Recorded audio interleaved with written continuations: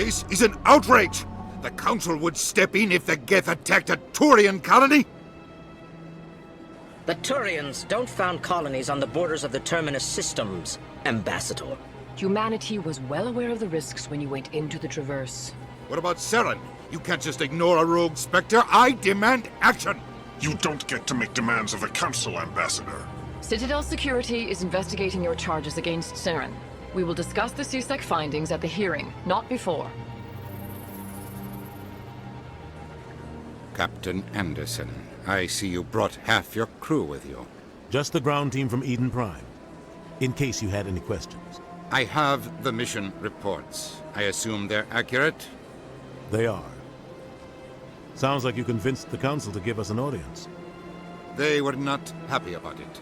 Saren's their top agent. They don't like him being accused of treason. Saren's a threat to every human colony out there. He needs to be stopped. The Council has to listen to us. Settle down, Commander. You've already done more than enough to jeopardize your candidacy for the Specters. The mission on Eden Prime was a chance to prove you could get the job done. Instead, Nihilus ended up dead and the beacon was destroyed. That's Saren's fault, not hers. Then we better hope the CSEC investigation turns up evidence to support our accusations. Otherwise, the Council might use this as an excuse to keep you out of the Specters. Come with me, Captain. I want to go over a few things before the hearing. Shepard, you and the others can meet us at the Citadel Tower, top level. I'll make sure you have clearance to get in. And that's why I hate politicians.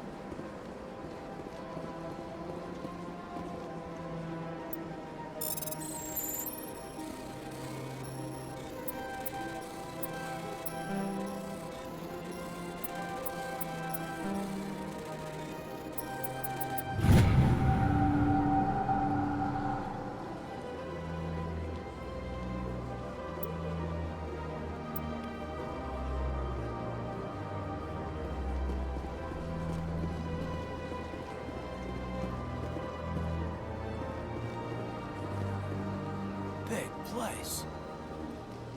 Sure is peaceful here. I can't tell the aliens from the animals.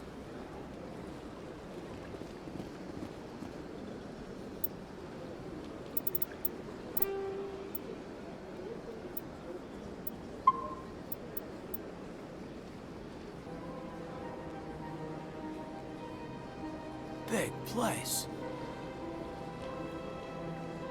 I can't tell the aliens from the animals.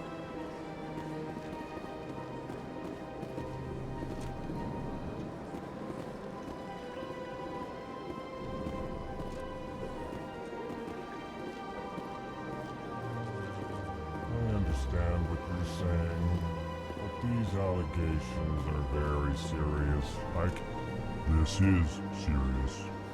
My reputation is at stake. I spoke with the consort in confidence, and her alone, and she betrayed that confidence. All right. I will look into it for you. In the meantime, do not do anything rash. Hello there, human. Sincere apology, but I am here on business and cannot be distracted right now. You seem distressed. Is there something I can do to help? Alarmed response. You overheard that, did you? This is all going so wrong, and it is the Asari consort's fault. She's the one who started all this. What did this Asari do to get you so upset? I cannot speak more about this problem. It is too sensitive. Suffice it to say, she has compromised my authority as a diplomat. Where can I find the Asari consort? She is across the bridge from here. Her offices are easy enough to spot.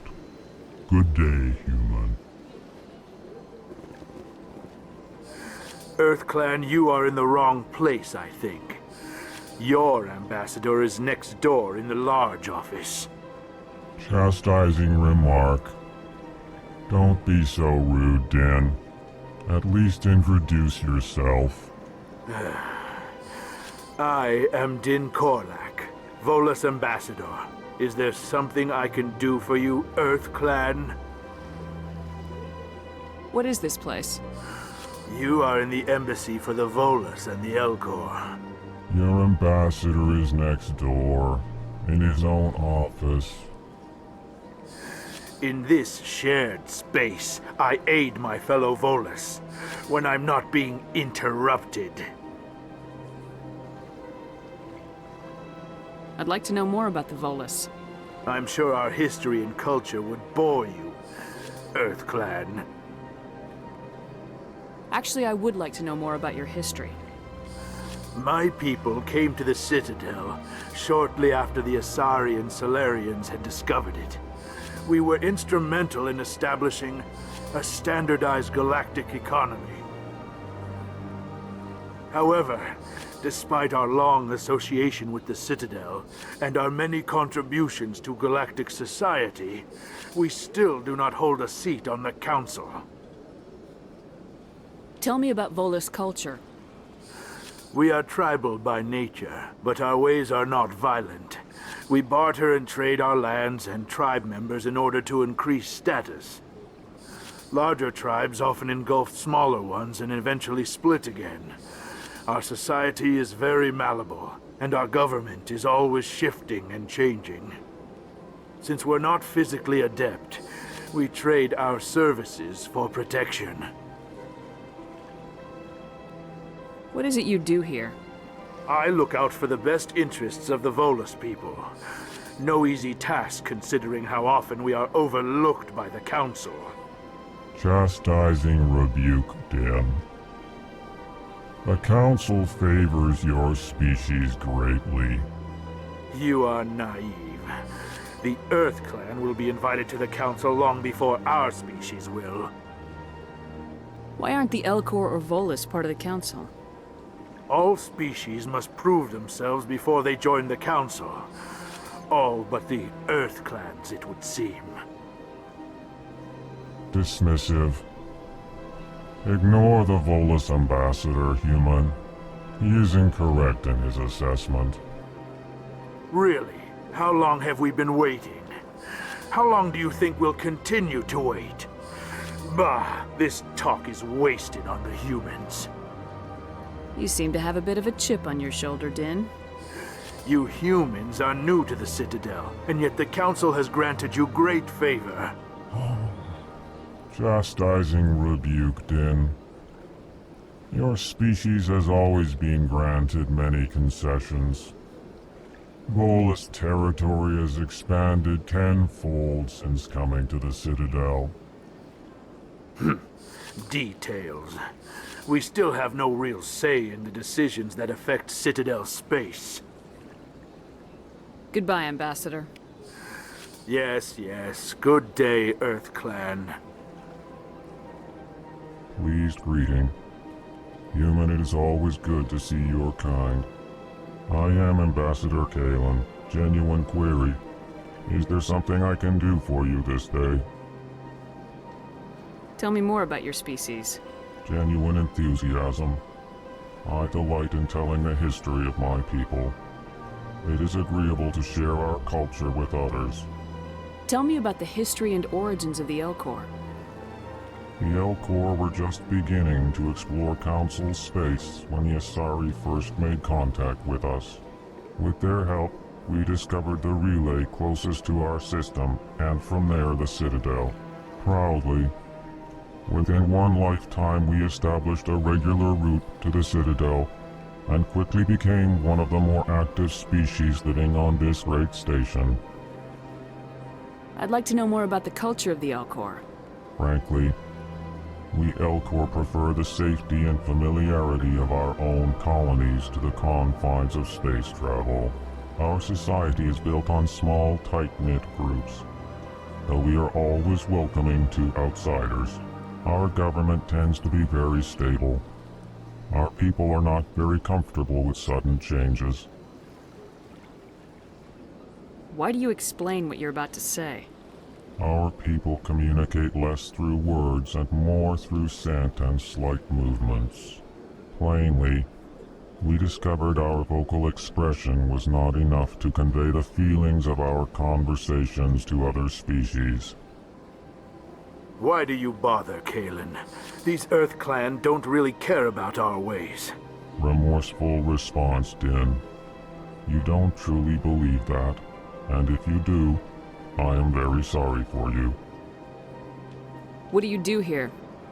Modestly, I work to bring the problems and the requests of the Elcor groups to the attention of the Council. Ha! They only give us these positions to keep us quiet. The Council doesn't care about our races. Chastising rebuke. Your tone is inappropriate, Din. This human is not to blame for your malcontent or your misconceived suspicions. Goodbye, Ambassador. Sincere farewell. Good day to you, human. Enjoy your time on the Citadel.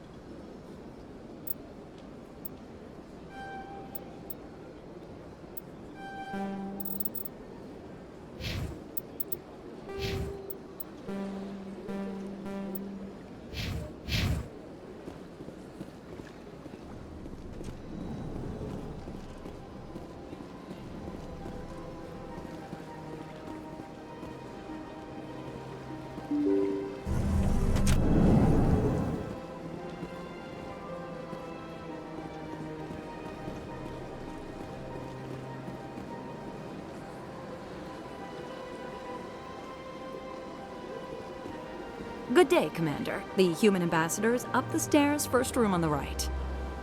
You know who I am? Yes, I receive reports on all newly arrived dignitaries and notable people. What is this place?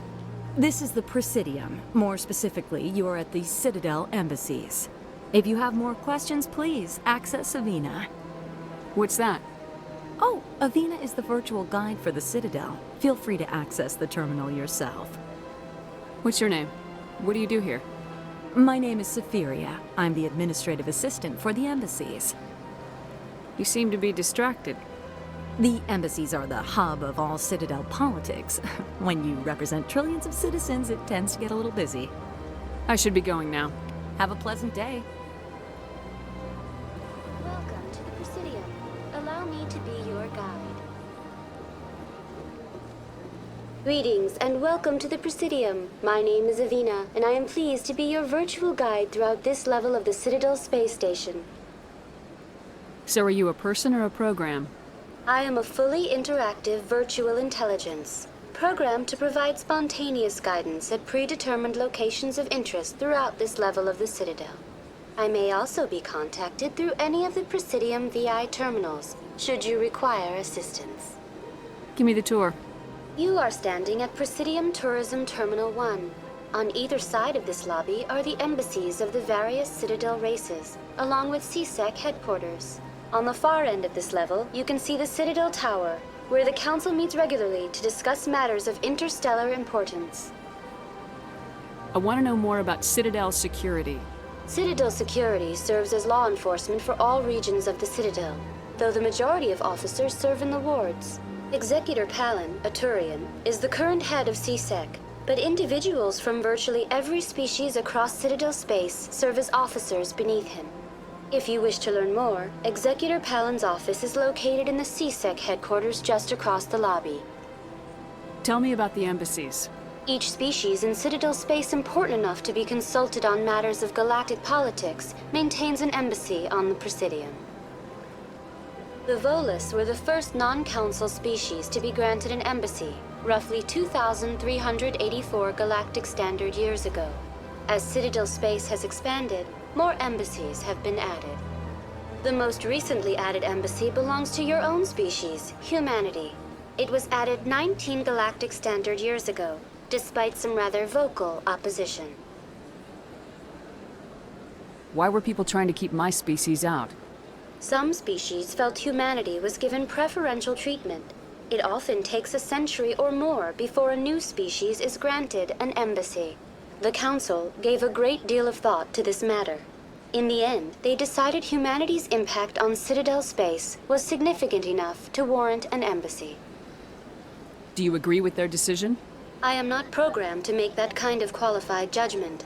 My code is limited to information and simple interaction simulations. How come the Volus were the first species given an embassy? In the early years following the formation of the Council, the Volus were, apart from the Asari and Salarians, the most populous and widespread species in Citadel space. They established many new colonies and trading outposts, and they petitioned the Council for a greater role in determining interstellar policy. In recognition of their work to expand interstellar trade and establish a standardized galactic economy, the Volus were granted an embassy here on the Citadel. Why weren't they made a Council race? The Council races have extensive responsibilities. They must provide personnel and ships for the Citadel fleets. They often provide economic aid in times of disaster. It would be unfair to demand such an enormous burden of a species unable to meet these obligations. The embassies allow lesser species to have a voice on the Citadel. That's pretty damn arrogant. I apologize if my personality has offended you. Please submit all formal complaints in writing to the Citadel Tourist and Visitor Board. Do you know anything about Specters? The term Specter is derived from the branch of Special Tactics and Reconnaissance. Each Specter agent is hand-picked by the Council. Their primary role is preserving galactic stability and resolving volatile situations that cannot be handled through normal political channels. In this role, they are granted extraterritorial rights and jurisdictions. Specters answer to no law or authority except the Council itself. What can you tell me about the Citadel Council? Originally, the Council consisted of representatives from the Asari and Salarians, the two dominant species in Citadel space. Roughly 1,304 galactic standard years ago, Turians were invited to join the Council in recognition of the role they played during the Krogan Rebellion.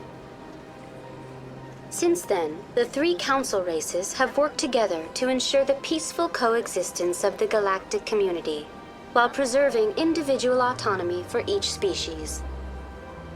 It can't be as simple as that. There must be problems somewhere in the system. I am not programmed to make that kind of qualified judgment. My code is limited to information and simple interaction simulations. Goodbye. Goodbye, and thank you for using Avina. Please enjoy your visit to the Citadel.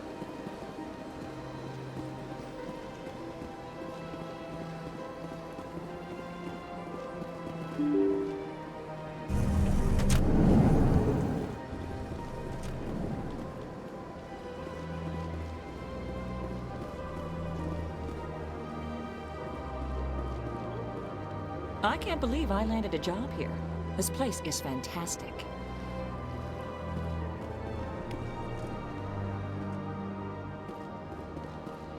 Human, delighted, welcome. It is good to meet you.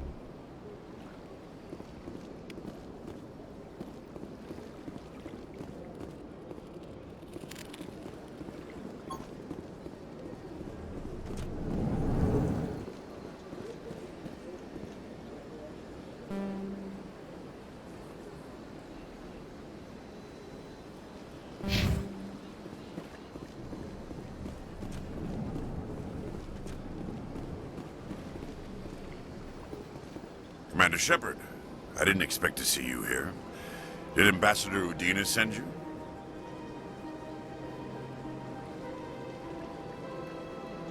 I came on my own. I need information. You humans are always so curious, always sticking your fingers into someone else's pie. Is that the right expression? Never mind. Forget I asked. Was there something you needed, Commander? What do you know about the Specters? They're the right hand of the Council, or so they like to be called. More like the underhanded side of the Council. What do you have against the Specters? I can't abide any organization that considers itself above the law. Especially when it's left up to each individual Specter to decide when and how to bend the rules. Sometimes you have to bend the law to keep people safe. I've been with CSEC for 30 years. I've never had to break the law to do my job, not once. Yeah, right. You expect us to believe none of your officers are corrupt? There are over 200,000 CSEC agents. Some of them are going to be bad. But we don't turn a blind eye to corruption like the Specters do.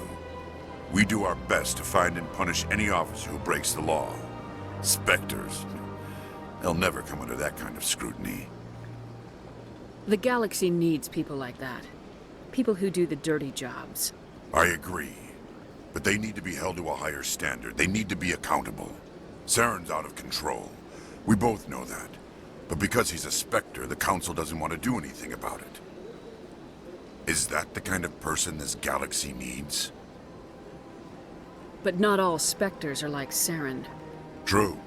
But the potential is always there. I get the feeling you're not too fond of humans. No, I just don't trust your kind. Not yet. You humans are eager to take all the power you can get, and you're being given a lot. If the Council wants to make humanity their new favorite pet, that's their business. But I don't have to like it. The Council treats us like second-class citizens. We have to fight for everything we get. Good. Then fight for it. But don't expect the rest of us to just sit back and let you take it. I'm a busy man, Commander. Are we done here? Tell me about CSEC. CSEC provides necessary police and security services throughout the Citadel. We're a civilian government agency, though many of our members have had military training.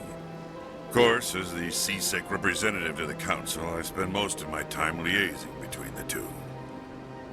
Tell me about your investigation into Saren. Sorry, Commander. I don't make a habit of giving out details about ongoing investigations. I'll be going now. Goodbye, Commander.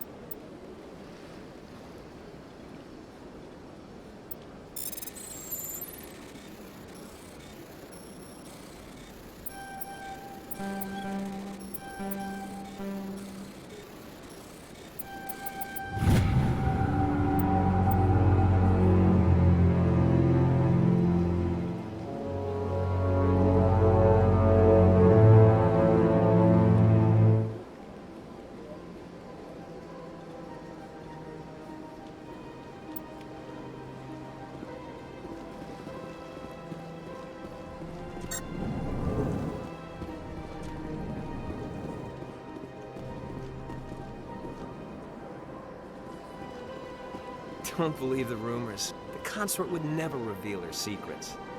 Of course she wouldn't. She'd be tossed out the nearest airlock if she did. I suppose. Besides, Nick, the consort's nothing like the girls back on the colonies. She's... You don't have to do it with her. You can just talk to her if you want. Is that all you did, Jazz? Just talk? I didn't say that. Ha! I bet you did too. Shut up, Fredericks. What do you want? Oh, Commander. Is there something I can do for you? Relax, Private. This isn't an inspection. Right, sorry. What can I do for you, Commander? What can you tell me about the Asari consort? Well, she's an Asari who works here as... That is, she helps people with things. You never went to see her, did you, Fredericks? No, I never did. I couldn't afford it. It costs half a year's credits just to go in and talk to her. Can you at least tell me where I can find her? Sure. She's across the bridge from the embassies. Thanks, kid. Have fun. Try not to get into too much trouble. I will. Have fun, that is.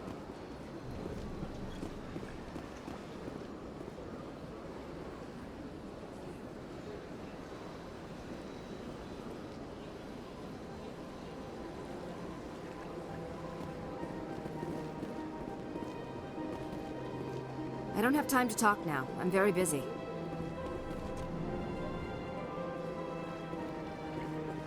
Hello, Commander. Can I get you something? You know who I am? Your arrival created a bigger-than-average stir among the diplomats and hangers-on around here.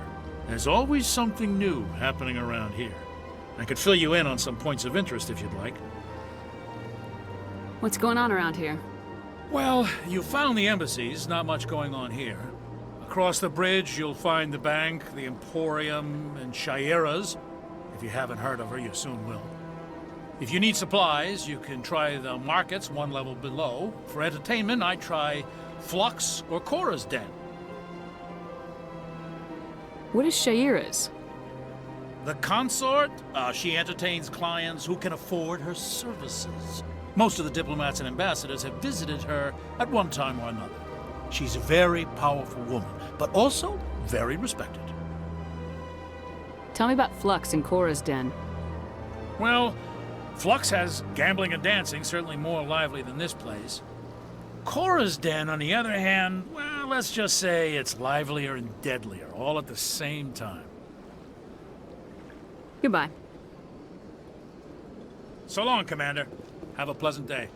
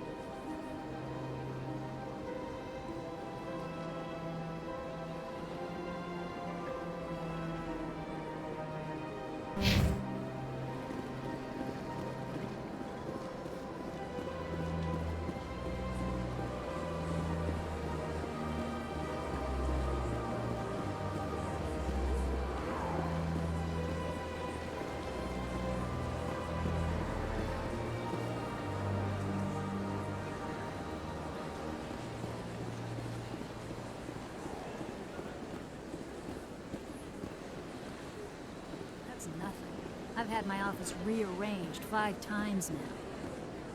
5 times? Why? What do they want? How should I know? It's not like Keepers offer an explanation for what they're doing. Yet everyone just lets them go on doing whatever it is they do. What choice do we have? If you try to stop them, they just shut down and another one replaces it. Just strange that we know so little about them. Not to mention frustrating.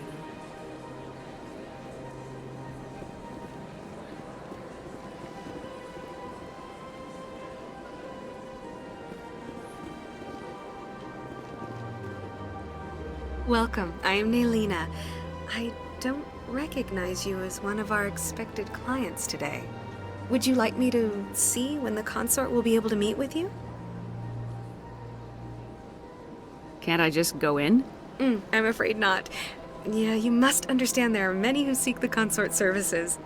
But if you wish to leave your name, she'll make every effort to meet with you. Commander Shepard, with the Alliance Navy. Excellent. You should hear something in 3 or 4 months. Nobody's worth that much of a weight. Well, that's not for me to judge. I have your name and you'll be contacted. Is there anything else? What do you do here, Nelina? I'm one of the consort's acolytes. Many of the people here today will not see the consort, but they expect to be attended to just the same. It's our job to ensure that they leave contented. What exactly do you attend to? Well, each acolyte has her unique abilities. Some soothe with song, others with conversation. As much as possible, we seek to match the needs of our clients to the skills of our acolytes. My specialty is touch. My fingertips can find every tension point in your body and relieve it. I think I'm done here. Oh, well, I hope you'll return again in the future. We always enjoy seeing new clients. Nelina. Yes, Shaira? Send the commander up to see me. I wish to speak with her. Yes, of course, mistress.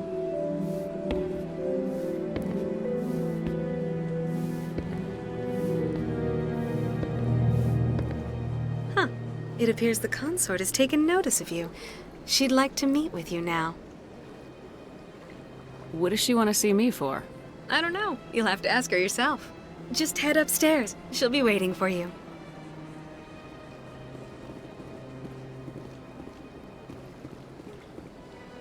I see even the humans find the consort irresistible.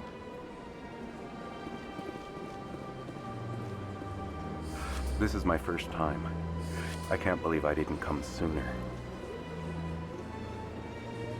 Welcome. It is a pleasure to see you.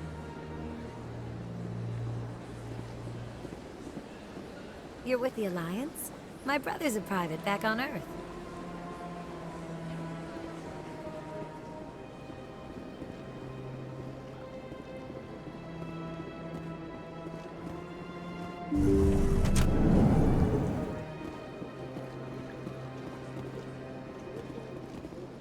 That is close enough, Commander. I've heard a great many things about you since your arrival here in our Citadel. I don't like people spying on me. I apologize, Commander. I make it my business to know when important people arrive on the station. Many of them become clients. But that is not why I asked you here. I have a certain problem that could use your expertise. Tell me about this problem you're having. I have a friend, Septimus, a retired Turian general. I won't discuss the details, but he wanted me to be more than I could be. We had a falling out. Now he spends his days in Cora's den, drinking and spreading lies about me. If you would speak to him as a fellow soldier, I believe he will listen to you and let the matter be. What happened between you? I respect his privacy too much to go into the details. If he wishes to tell you what happened, that is his prerogative. What exactly do you want me to tell him? Appeal to his sense of honor. Remind him of his position as a general. If you can convince him to stop spreading lies about me, I would be very grateful. Now I must ask you to take your leave. I have many clients waiting to see me.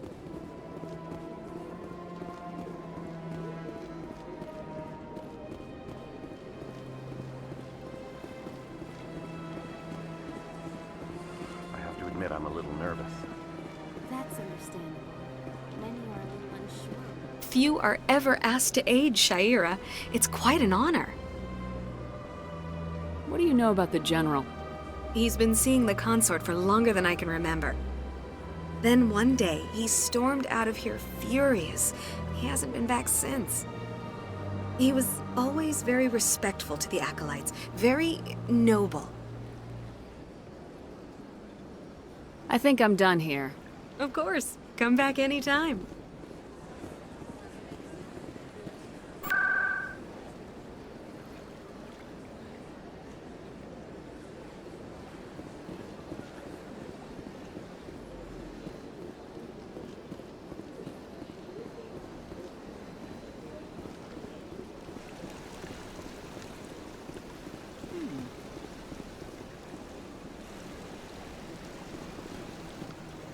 Welcome to Presidium Tourism Terminal 3.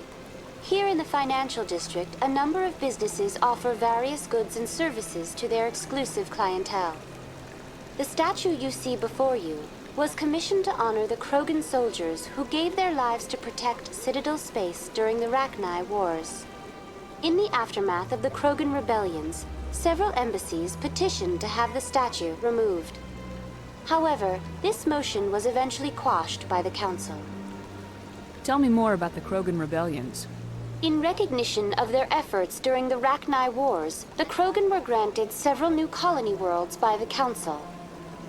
Over the next 400 years, the Krogan species began to expand. Blessed with an extremely high birth rate, their numbers began to swell. Faced with a critical overpopulation crisis, the Krogan started a violent colonization of nearby worlds inhabited by other Council species. The Krogan rebellions had begun. For a full century, the Council and its member species fought to bring the Krogan under control. With the aid of the newly discovered Turian Empire, they were ultimately successful. You needed the Krogan to stop the Rachni, then you needed the Turians to stop the Krogan. So who's gonna stop the Turians? I am sorry, but that question is beyond my programming parameters. The Turians are members of the Citadel Council. They are not a threat to galactic peace. Why did the Council fight so hard to keep the statue? The Krogan were instrumental in saving the galaxy from the Rachni threat. The Council believed this historical fact should not be forgotten. The Council also hoped that preserving the memorial would improve diplomatic relations with the Krogan and bring about a peaceful resolution to the rebellions. Unfortunately, the Krogan refused to negotiate and only surrendered after their population and homeworlds had been ravaged by the Turians. What were the Rachni Wars? Nearly 2,200 years ago, explorers seeking to expand Citadel space opened up mass relays leading to systems controlled by the Rachni.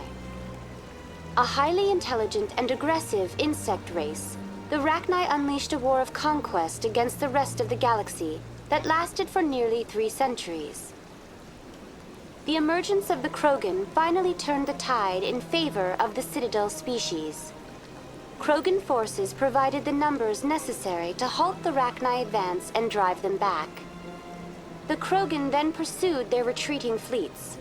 Able to survive the harsh environments of the Rachni homeworlds, the Krogan hunted their enemy to extinction. Was it really necessary to wipe them out? I am sorry, but a value judgment of that nature goes beyond my programming. That's all for now. Thank you for using Avina. Have a pleasant day.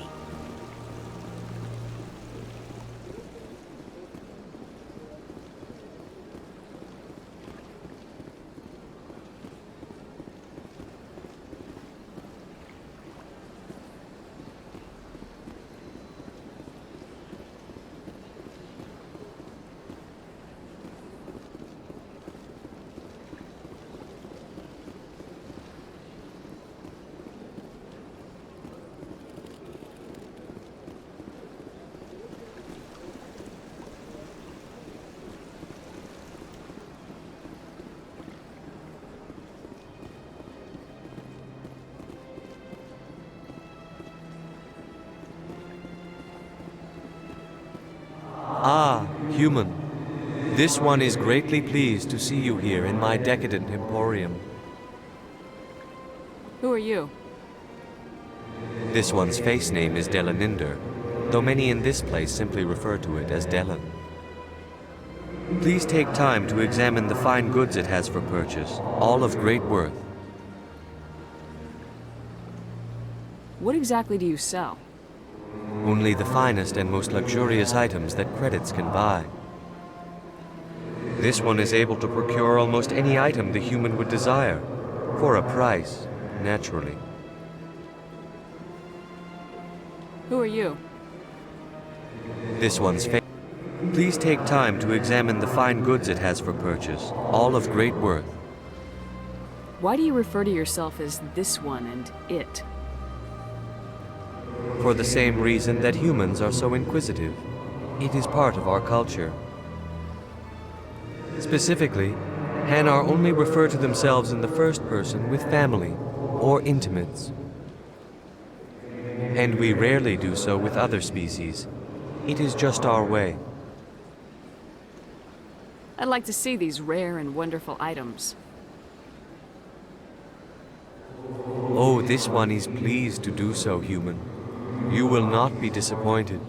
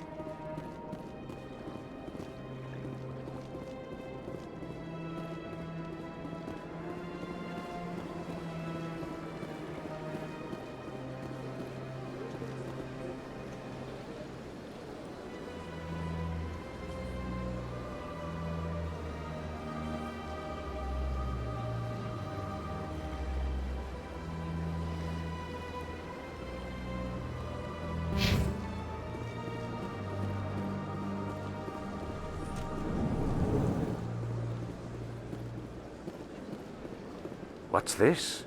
One of the Earth Clan. Ah, a very famous one, yes? You are the one called Shepard.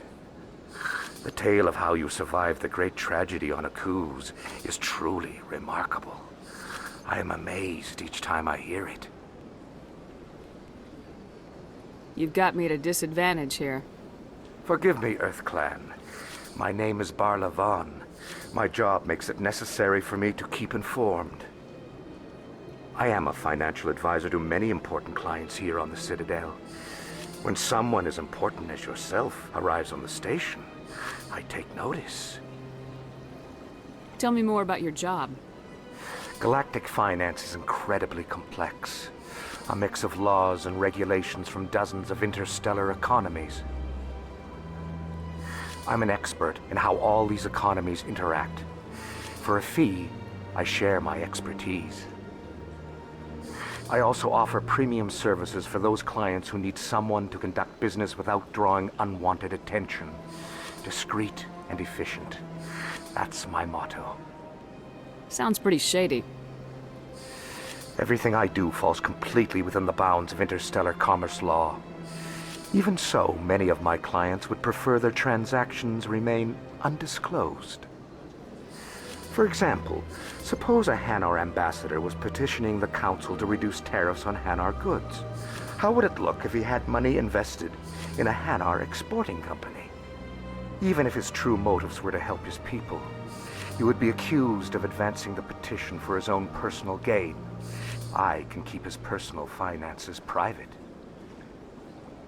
Still sounds shady to me. Then we can only hope you will never be cursed with a large enough fortune to require my services. What's it like living here on the Citadel? The station is without a doubt the greatest wonder in the galaxy.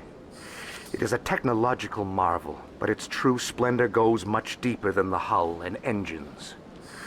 From the Presidium to the wards, the entire station is a testament to the success of the Council. All the species of Citadel spaced together in a single, strong community. What makes the Presidium so special? It is the political center of Citadel space. 80% of all intelligent species in the known galaxy acknowledge the Council's authority on interstellar matters. But only the most powerful and influential species have embassies here on the Presidium. This level of the station is reserved for the elite, Shepard. People like us. What are the wards like? The cultural heart of the galaxy. They pulse with the lifeblood of millions of citizens from dozens of different species. You never know what you'll find out in the wards, Commander. It's always full of surprises. Fortunately, most of them are pleasant. I should go. Goodbye, Commander.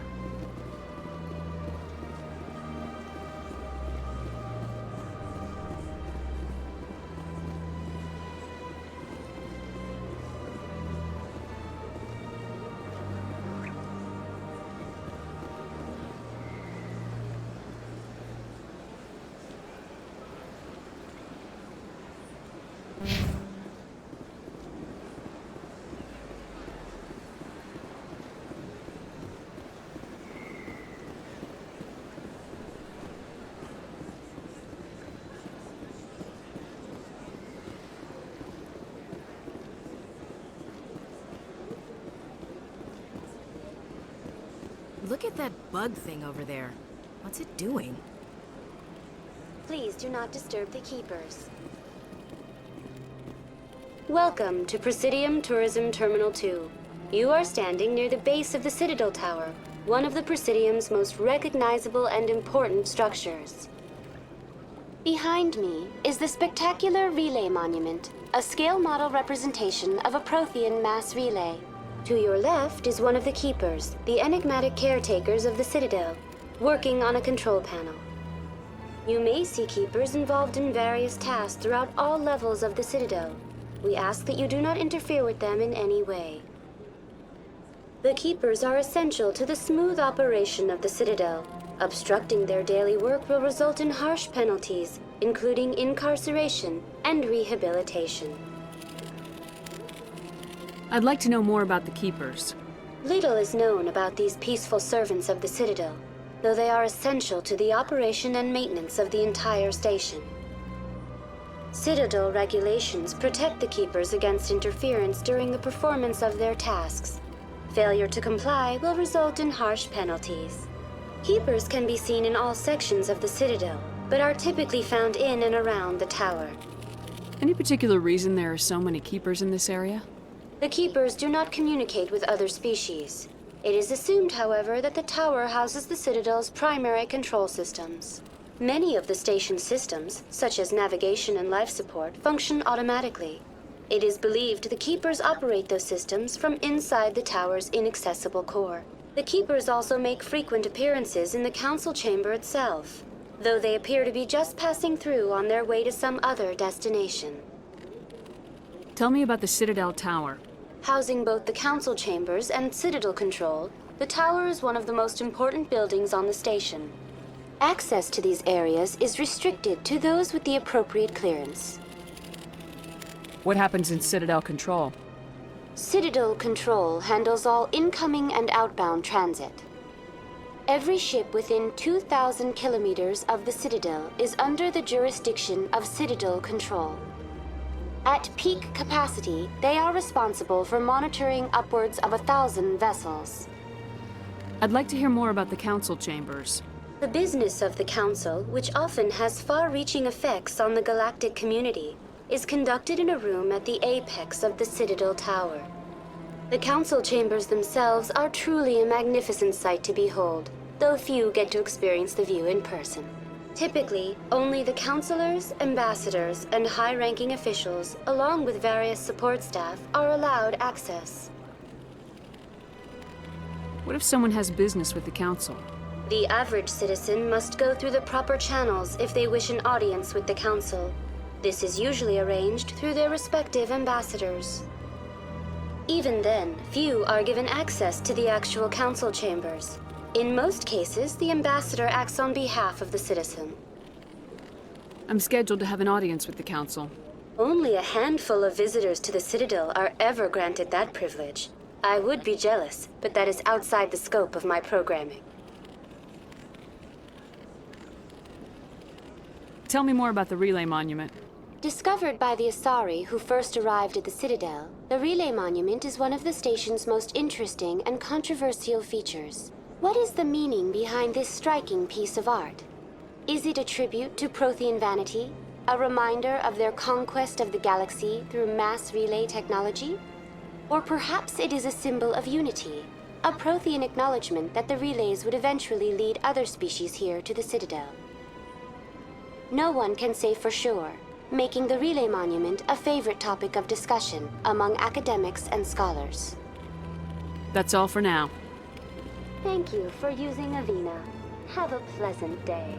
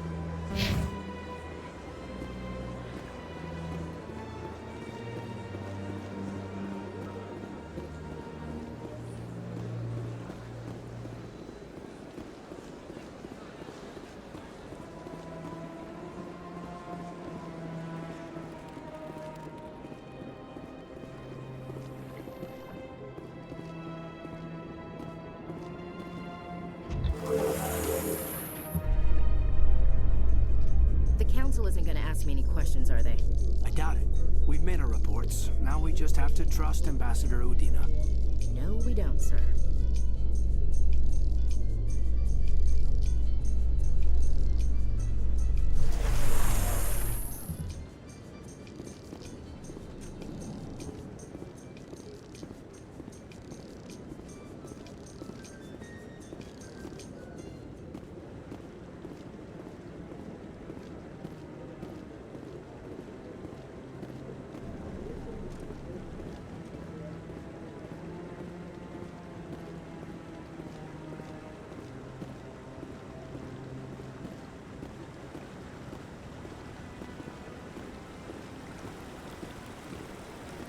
Saren's hiding something. Give me more time. Stall them. Stall the Council? Don't be ridiculous. Your investigation is over, Garrus.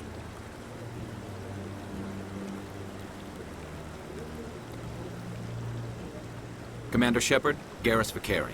I was the officer in charge of the C-Sec investigation into Saren. Come across anything I should know about? Saren's a Specter. Most of his activities are classified. I couldn't find anything solid. But I know he's up to something. Like you humans say, I feel it in my gut. I think the Council's ready for us, Commander. Good luck, Shepard. Maybe they'll listen to you. You don't want to keep the Council waiting.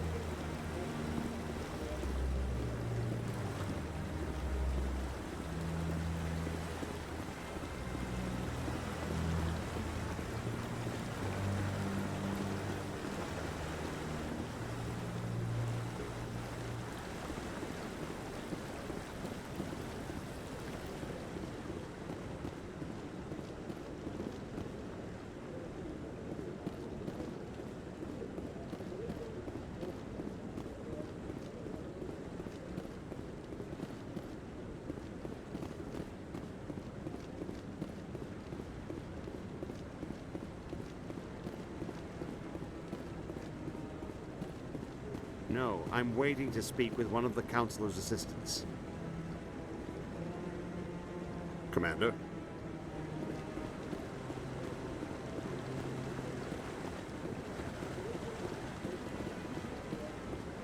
No, I just want to ask a couple of questions.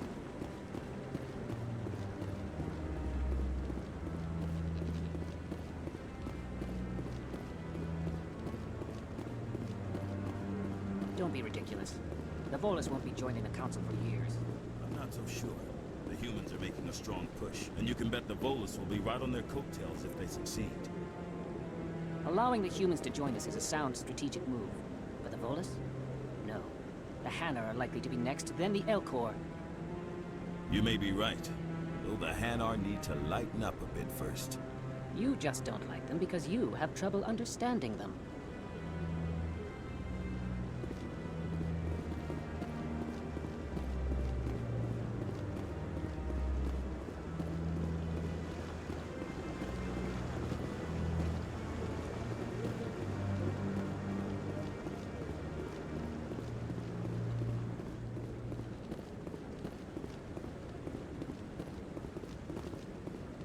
The hearing's already started. Come on.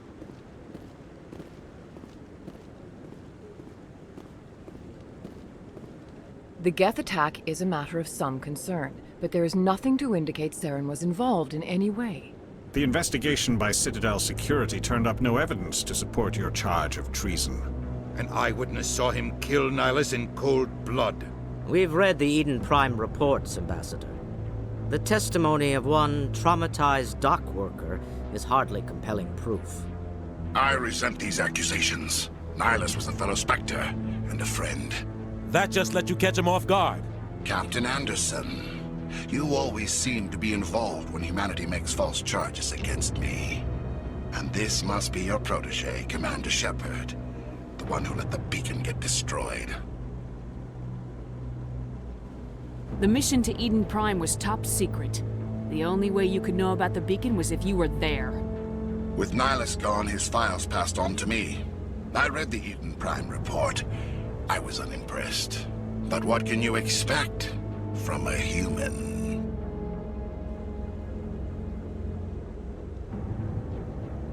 Saren despises humanity. That's why he attacked Eden Prime. Your species needs to learn its place, Shepard. You're not ready to join the Council. You're not even ready to join the Specters. He has no right to say that. That's not his decision. Shepard's admission into the Specters is not the purpose of this meeting. This meeting has no purpose. The humans are wasting your time, Counselor, and mine. You can't hide behind the Council forever. There is still one outstanding issue. Commander Shepard's vision. It may have been triggered by the beacon. Are we allowing dreams into evidence now?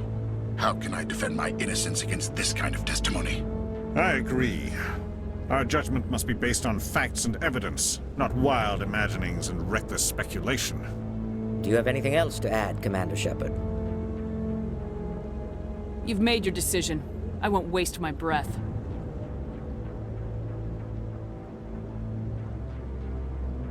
The Council has found no evidence of any connection between Saren and the Geth. Ambassador, your petition to have him disbarred from the Specters is denied. I'm glad to see justice was served. This meeting is adjourned.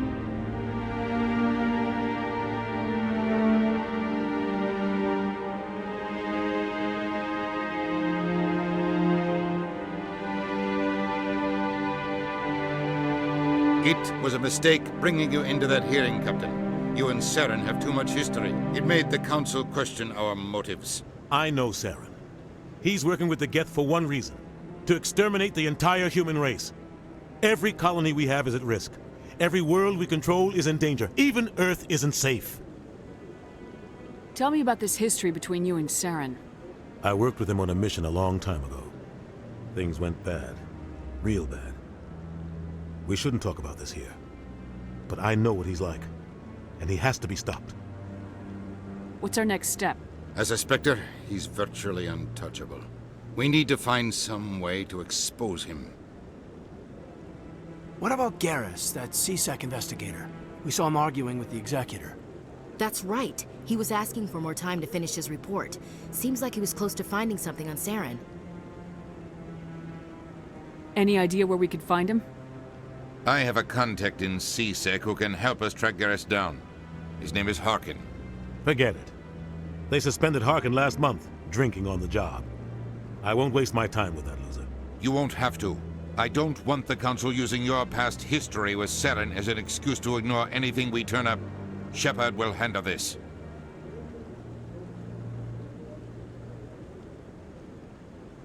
I'll take care of it. I need to take care of some business. Captain, meet me in my office later. Harkin's probably getting drunk at Cora's Den. It's a dingy little club in the lower section of the wards. Maybe there's another way to find evidence against Saren. You should talk to Barla Vaughn over in the financial district. Rumor has it he's an agent for the Shadow Broker. The Shadow Broker? An information dealer. Buys and sells secrets to the highest bidder. I've heard Barla Vaughn's one of the top representatives. He might know something about Saren, but his information won't come cheap. You and Saren have a history. What happened? About 20 years ago, I was part of a mission in the Skillian Verge. I was working with Saren to find and remove a known terrorist threat. Saren eliminated his target, but a lot of people died along the way, innocent people. And the official records just covered it all up. But I saw how he operates. No conscience, no hesitation. He'd kill 1,000 innocent civilians to end a war without a second thought. Killing innocents doesn't end wars. It causes them. I know how the world works, Commander. Sometimes you're forced to make unpleasant decisions, but only if there's no other way. Saren doesn't even look for another option. He's twisted, broken. He likes the violence, the killing. And he knows how to cover his tracks. Our ambassador doesn't seem to get along with the Council. He's just frustrated. The Council's always preaching that we need to be part of the galactic community. But for them, it's a one-way street. They want us to expand and settle unstable regions like the Skillian Verge and the Attican Traverse. But when we run into trouble, they don't want to help us out. Everyone knows it's only a matter of time until we get a seat on the Council. The ambassador just thinks it should happen sooner rather than later. And I agree.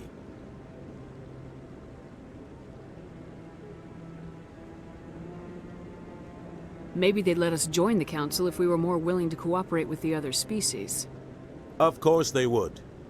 If we did everything they told us to, they'd love to have us on the Council. But it wouldn't be much of a deal for us. I understand their side. They don't want us dominating the Council. It's founded on cooperation and alliances. But we have to look out for our own interests, too. You don't think much of Harkin. The guy joined CSEC about 20 years ago. He's been an embarrassment to our species ever since.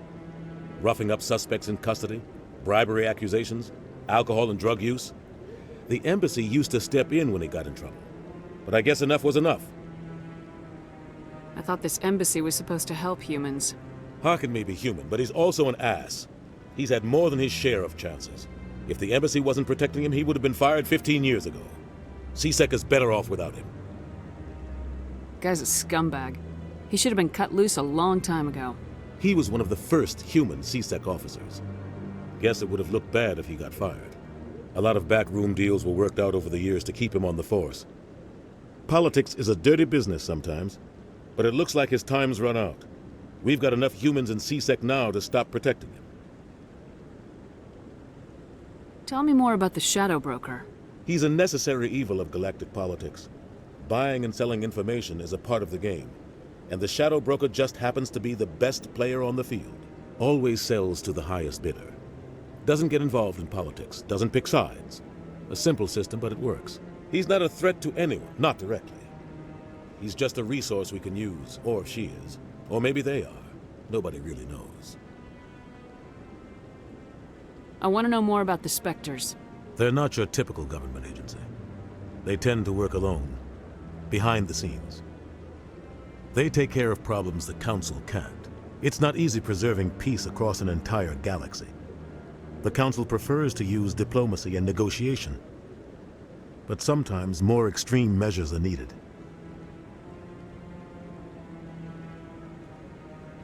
What happens when a Spectre goes rogue, like Saren? It doesn't happen often. The Council is careful when they select their candidates. But when something does go wrong, there's usually only one solution. Send another Spectre to bring the rogue agent down. They sound like shadow operatives. Everything about them is classified. We don't even know how many there are. The latest Alliance estimate puts their numbers under 100. But the Council couldn't do its job without them. They're the Citadel's top agents, the last line of defense, the final option before open war. The entire galaxy respects and fears them.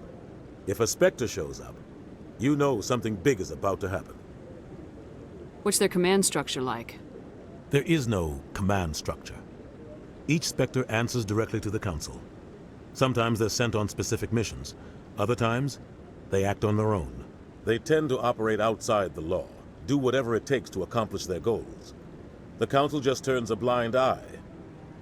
Spectres have a lot of power, Shepard.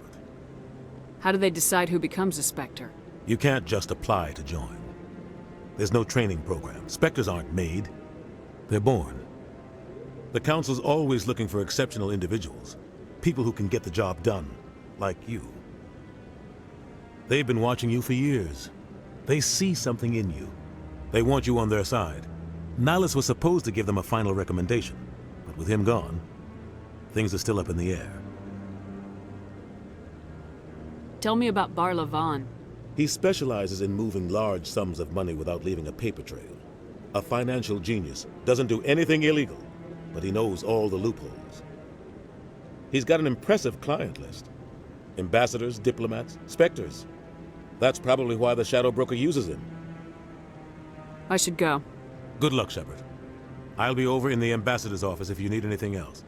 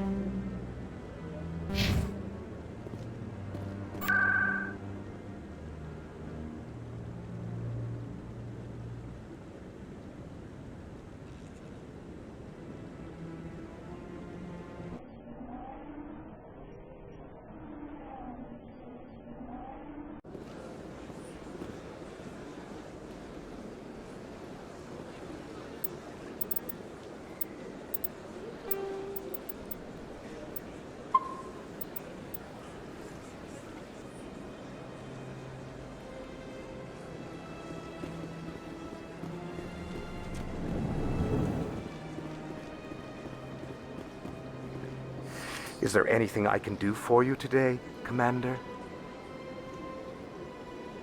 I heard you work for the Shadow Broker. Do you have any information about Saren? You're very blunt, Shepard. But you're right. I am an agent for the Shadow Broker, and I do know something about Saren. I hear your information can be expensive. Normally, this information would cost a small fortune. But these are exceptional circumstances, so I am going to give it to you for free. What's the catch? There is no catch. The Shadow Broker is quite upset with Saren right now. They used to do a lot of business, until Saren turned on him. Saren's turned on a lot of people lately. I don't know the details, but the Shadow Broker hired a freelancer to deal with it. A Krogan mercenary. How do I find him? I heard he was paying Citadel security a visit. If you hurry, you can probably catch him before he leaves the CSEC Academy. Isn't it strange that a Krogan would want to speak with CSEC? Very. However, I doubt the visit was entirely his choice. You'll need to speak with him if you want to know more.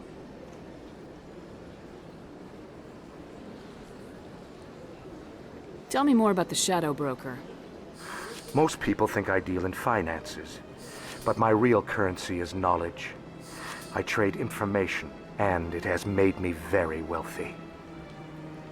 But the Shadow Broker is the true master. Every day he buys and sells secrets that could topple governments, always giving them to the highest bidder. Yet somehow he never seems to upset the natural balance of power. All those secrets being passed around seem to even out. Nobody ends up with an advantage in the end. Any guess what his identity might be? I don't know. Nobody does. The Shadow Broker could be any race, any gender. I have a theory that it's actually an entire group working under one identity. How else could they juggle so many contacts at the same time? How else could they keep all that information from getting crossed? But they've got the perfect setup. Every government is forced to play their game so they don't get behind. But no matter how long you play, no matter how many secrets you buy, you can never win. I thought you'd know more about the man you work for. From time to time, I come across information I sell to the Shadow Broker. That's my only involvement. I like it that way. The more you know, the more dangerous the game becomes. I don't like danger, Commander. I'll leave that to you. I should go. Goodbye, Commander.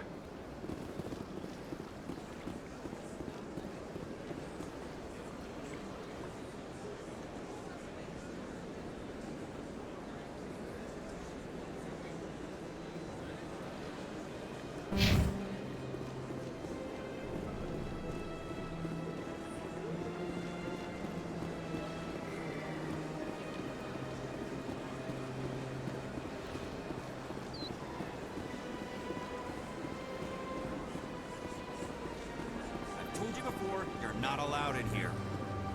This one believes it has the right to move freely through this area. You're creating a public disturbance. It's against Citadel regulations. This one is unsure why the other would not wish word of the Enkindlers to be spread.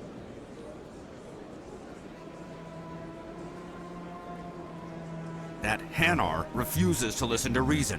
Why can't it act in an orderly and lawful manner? Are there laws being broken here? I am not unreasonable. The Hanar is free to spew its nonsense once it purchases an evangelical permit. So if the Hanar gets a permit, it's allowed to preach? No. Registered evangelicals must follow regulations. There are specific areas where preaching is legal. Failure to follow the regulations results in the forfeiture of the license. Why don't you just arrest the Hanar? I could arrest the jelly, but my superior has requested that I find a solution that does not anger the Hanar. The Hanar become vocal when they feel their religious beliefs are being suppressed. What's the purpose behind the evangelical permits?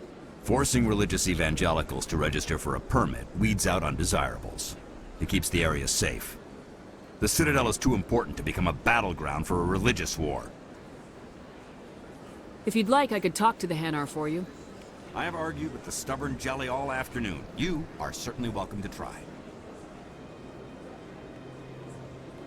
Do you desire to learn of the Enkindlers? Or has the Honorable C-Sec officer enlisted assistance? The C-Sec officer is just doing his job. You're causing trouble. This one is too humble to suggest that the C-Sec officer is personally biased. This one only wishes to spread the truth to any who will listen. There is no intent to cause trouble.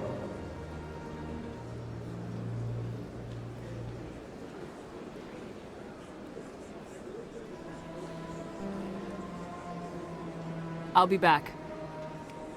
This one will continue to spread its message.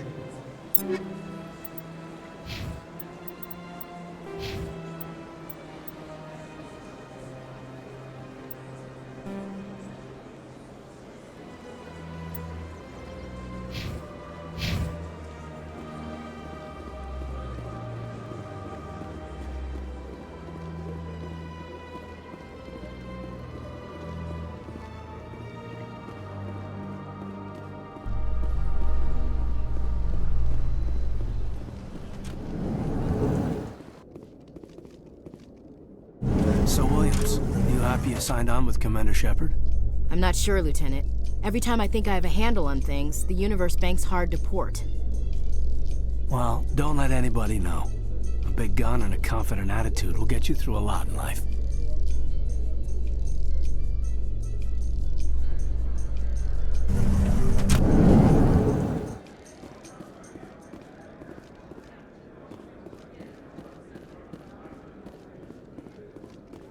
Do you really think we'll find him down here? He always stops in for a few games of Quasar before he makes his drop. Fist is gonna be pissed if we take down his supplier. That's the point. We want him angry. Angry people make mistakes. There's just something about Fist that makes me nervous. Good. He's a dangerous man. Now keep your eyes peeled for our mark.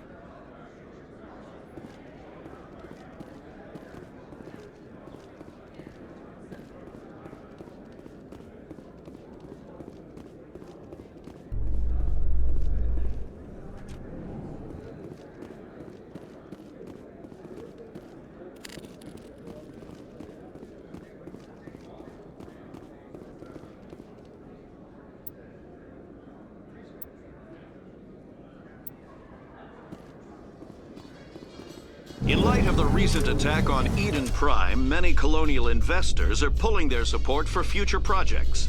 Proponents of expanded human colonization insist that Eden Prime was an isolated case.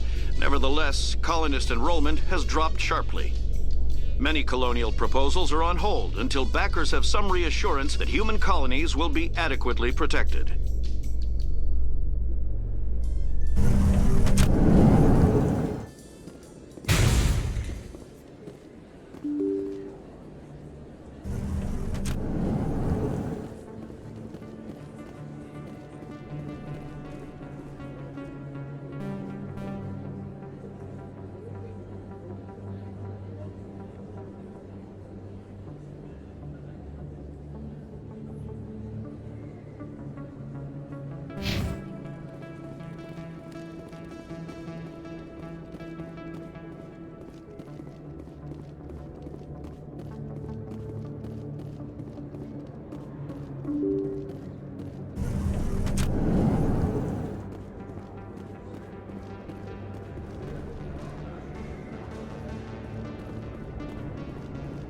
That's her.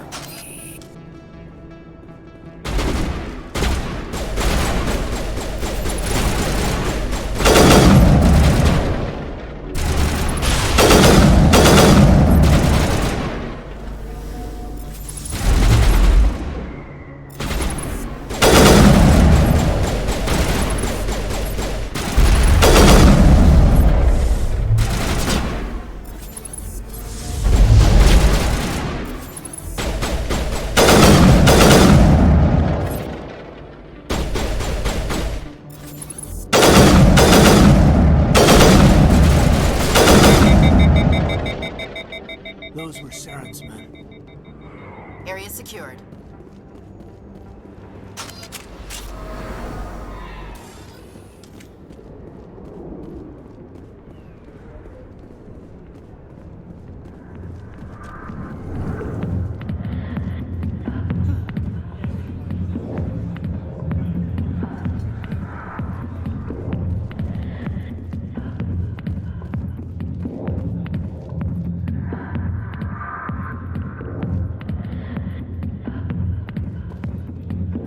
Sweetheart, you looking for some fun? 'Cause I gotta say, that soldier getup looks real good on that body of yours. Why don't you sit your sweet little ass down beside old Harkin? Have a drink. We'll see where this goes. Maybe later. Suit yourself, princess. You know, if more Marines looked like you, I might have joined the Alliance instead of CSEC. Harkin, right? I was told you could help me find someone. A Turian CSEC officer named Garrus. Garrus?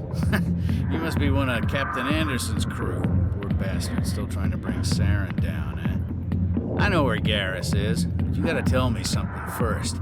Did the captain let you in on his big secret? Is there something I should know about the captain? The captain used to be a Specter. Didn't know that, did you? It was all very hush-hush. The first human ever given that honor, and then he blew it. Screwed up his mission so bad they kicked him out. Of course, he blames Saren. Says the Turians set him up. Why'd they kick him out? Have to ask him. I never heard any of the details. Bet it's a good story, though. The heroes fall. Classic tragedy. You said they covered all this up. How'd you hear about it? I spent 20 years working cases here on the Citadel. People on this station love to talk. Secrets are like herpes. If you got them, you might as well spread them around. Just tell me where Garrus went. Garrus was sniffing around Dr. Michelle's office. She runs the med clinic on the other side of the wards. Last I heard, he was going back there. How well do you know Captain Anderson? Met him a few times over the years. One of those hardcore military guys. Yes, sir. No, sir. Can't have any fun with a stick up your ass, sir. That's probably why he climbed the Alliance ranks so fast. The military loves brown-nosers. The captain's a good soldier. Sure, whatever. Dress him in a fancy suit, pin some shiny medals on his chest, and call him a hero. Everybody else does. But if he's so great, why'd the Specters kick him out? Go ask him about that, sweetheart. You need to look in a mirror. Sober up and take some responsibility for yourself. Save your sermons. This ain't no church. What's it like working for CSEC? You mean, what was it like? The executor suspended me without pay. Recurring violations. CSEC was keeping a file on me. Can you believe that? Every mistake I ever made went into the books. Get a little rough with a suspect, note in the file. Have a couple of drinks on duty, note in the file. Skim a couple of credits off a drug bust, note in the file. It's a goddamn witch hunt. You get off easy if you ask me. What the hell do you know? Working for CSEC isn't like being a Marine. People get pissed off if we shoot somebody. Investigations, inquiries, rules, regulations. Every day I plow through enough red tape to choke a rhino. That's how you gotta be to do this job. So don't talk to me about right and wrong. You soldiers got it easy. What do you know about Garrus? Damn hothead is what he is. Still figures he can save the world. Always bucking heads with the executor. He'll pay for it soon enough. The executor loves to put us lowly field agents in our place. Just look what happened to me. I'm out of here. Yeah, good. Go. Let me drink in peace.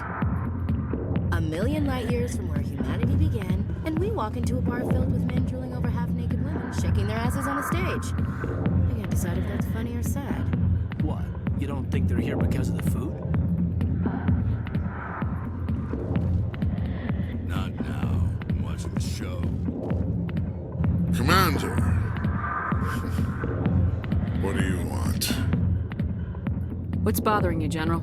I've seen a lot of horrible things in my days, and there's only one woman in this damn galaxy that helps me forget it. So if you feel that way, then why spread lies about her? 'Cause she rejected me! Me! Septimus Oraka, General of the Turian Fleet! Is she really worth it? There must be other women. It's not just any woman I want. It's her, and her alone. Look, kid, I appreciate what you're trying to do, but don't waste your time.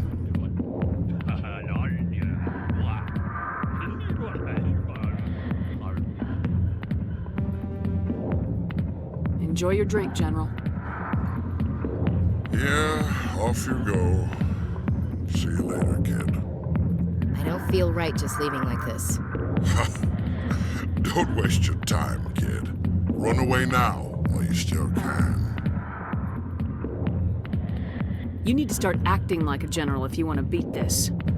I spent all my life acting like a general, and what did it get me? Huh? No, those days are over. I'll just be what I am. A tired, lonely, worn-out soldier. Do you really want to be remembered this way?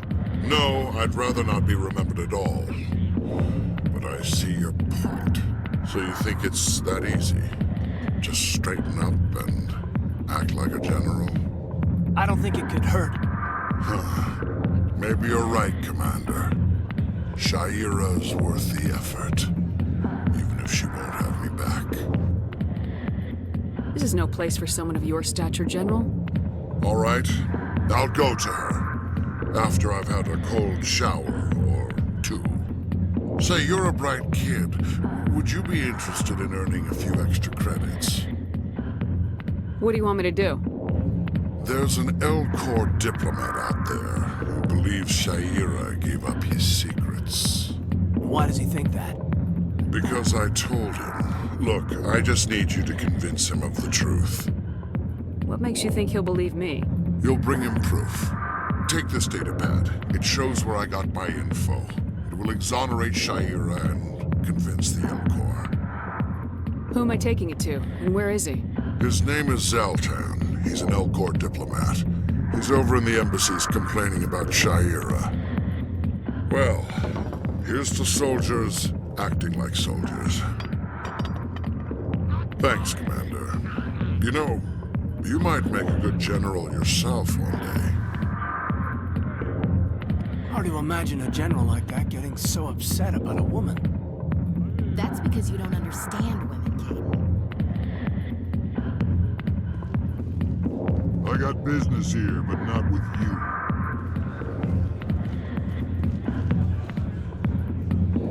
Sorry, I'll get to you when I can.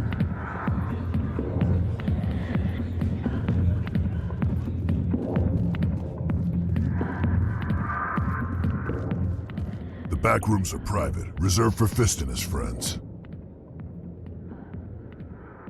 Who's Fist? He owns this club, but the customers have to stay out front. Goodbye. Enjoy the club.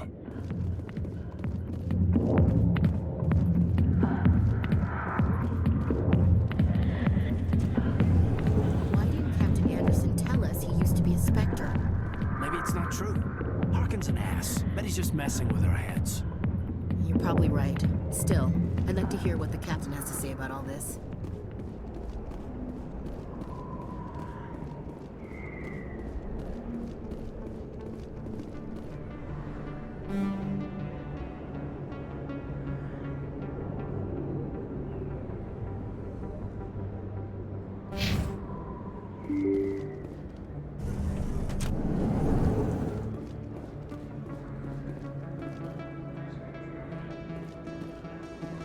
Hello there. Welcome to Moorland's famous shop. You want many good supplies, yes?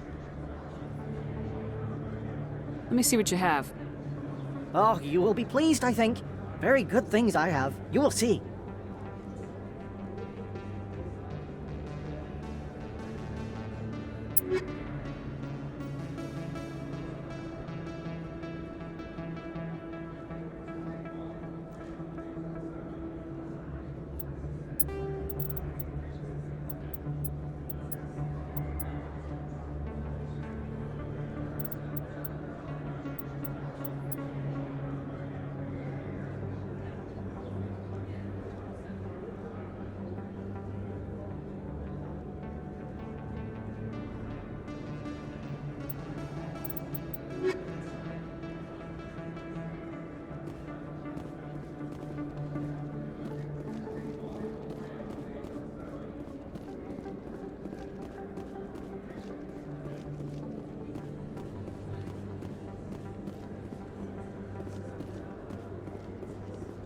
Is that really...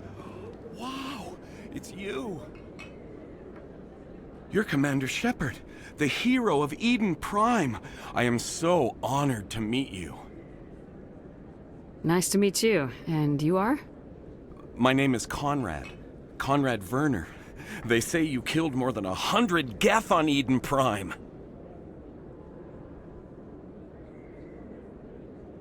I spent most of my time trying to stay alive and help the colonists. Hey, I know you're probably busy, but do you have time for a quick autograph?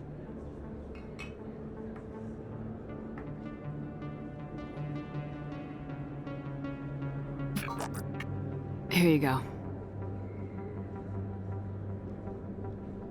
Thanks. I really appreciate it. My wife is going to be so impressed. I'll let you get back to work. But next time you're on Earth, I'd love to buy you a drink. Thanks again!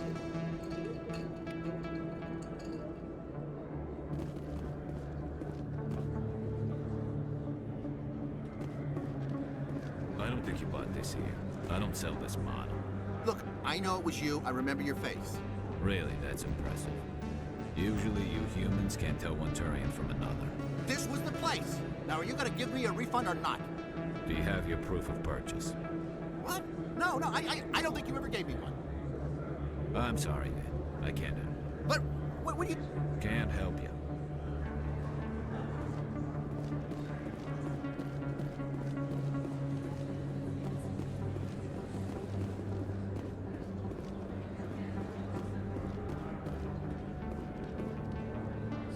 Best place on this ward to buy upgrades.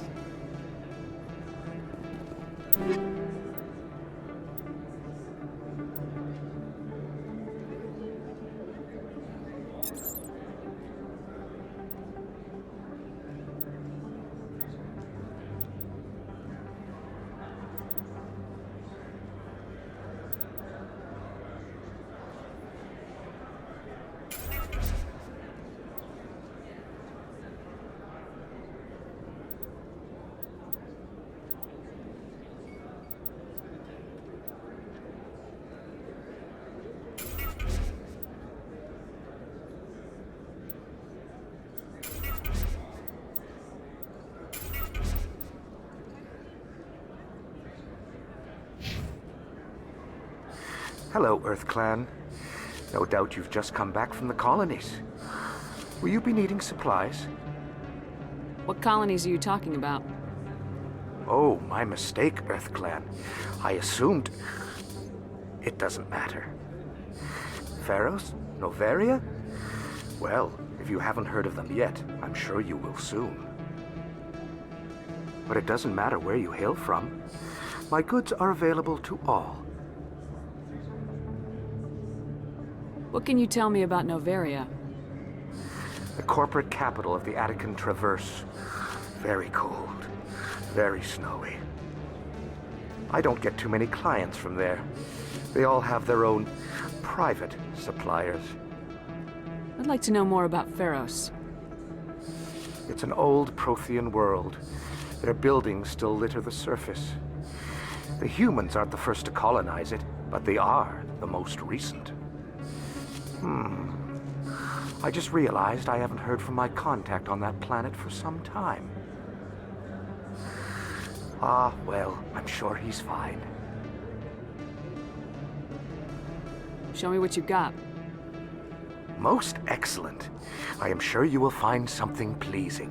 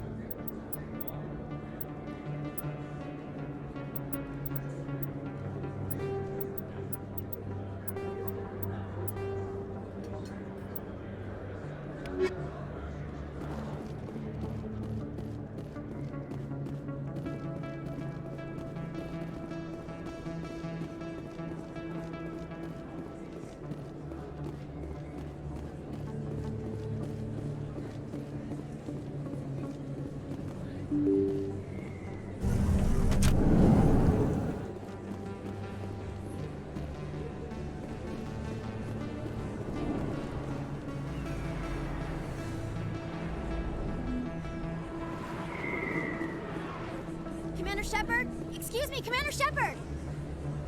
I'm Emily Wong. I'm an investigative journalist working here on the Citadel. Could I have a moment of your time? What do you need? I've been hunting for evidence of corruption and organized crime on the Citadel, but there are places I can't go. I was hoping you might share anything you find during your own investigation. I can make it worth your time. How do you know that my investigation is going to uncover anything you need? You wouldn't be investigating if it weren't big. And if it's big, it's something I'd like to hear about. You gotta have access to better sources. Why contact me?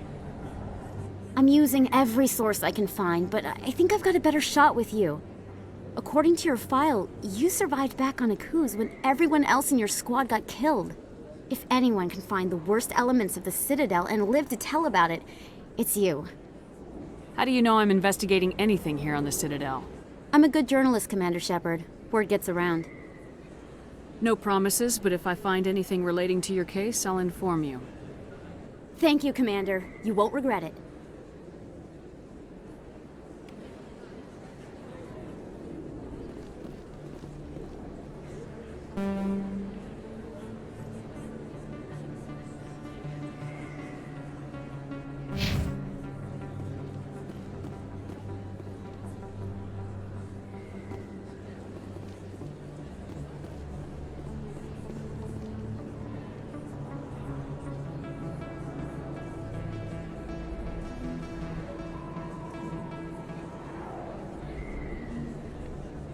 Place.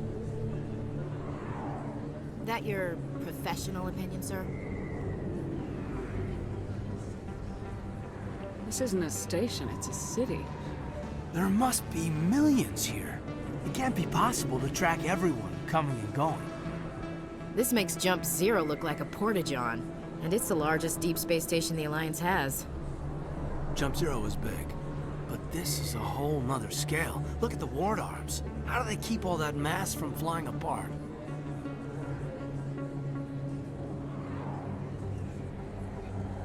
The Council represents more races than I thought. No wonder they're careful with newcomers. They probably just want to keep everything running. It has to be hard keeping all these cultures working together. Or maybe they just don't like humans.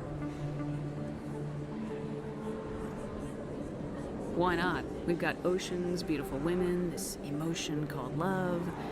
According to the old vids, we have everything they want. When you put it that way, there's no reason they wouldn't like you. I mean, us. Humans. Now. You don't take much shore leave, do you, LT? Alright, laugh it up, Chief. I appreciate the thought, Alenka, but we're on duty here. Aye, ma'am. I'll walk drag, ma'am.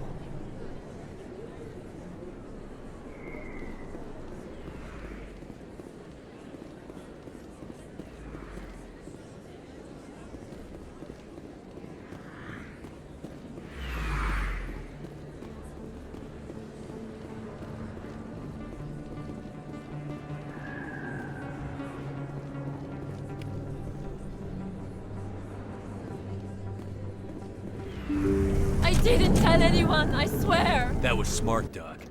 Now if Garrus comes around, you stay smart. Keep your mouth shut or we'll... Who are you? Let her go. Ah!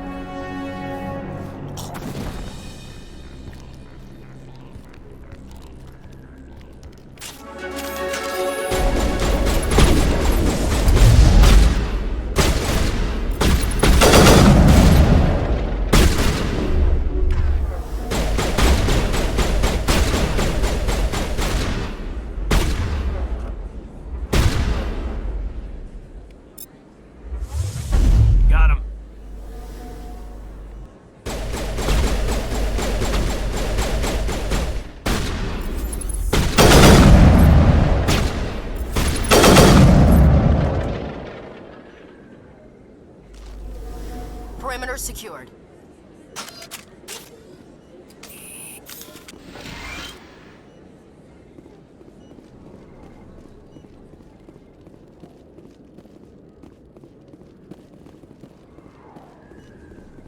Perfect timing, Shepard. Gave me a clear shot at that bastard. What were you thinking? You could have hit the hostage. There wasn't time to think. I just reacted. I didn't mean to... Dr. Michelle, are you hurt? No, I'm okay. Thanks to you. All of you. Why were they threatening you? Who do they work for? They work for Feast.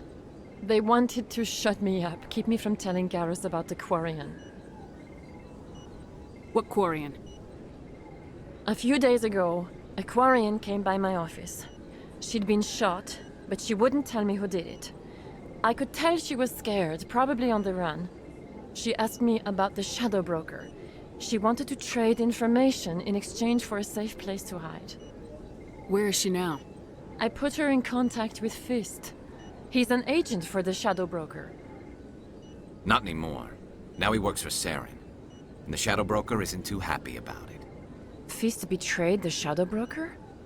That's stupid even for him. Saren must have made him quite the offer. That Quarian must have something Saren wants. Something worth crossing the Shadow Broker to get. What else can you tell me about the Quarian? I'm not sure. Like I said, she wanted to trade information for a place to hide. She didn't... Wait a minute. Geth.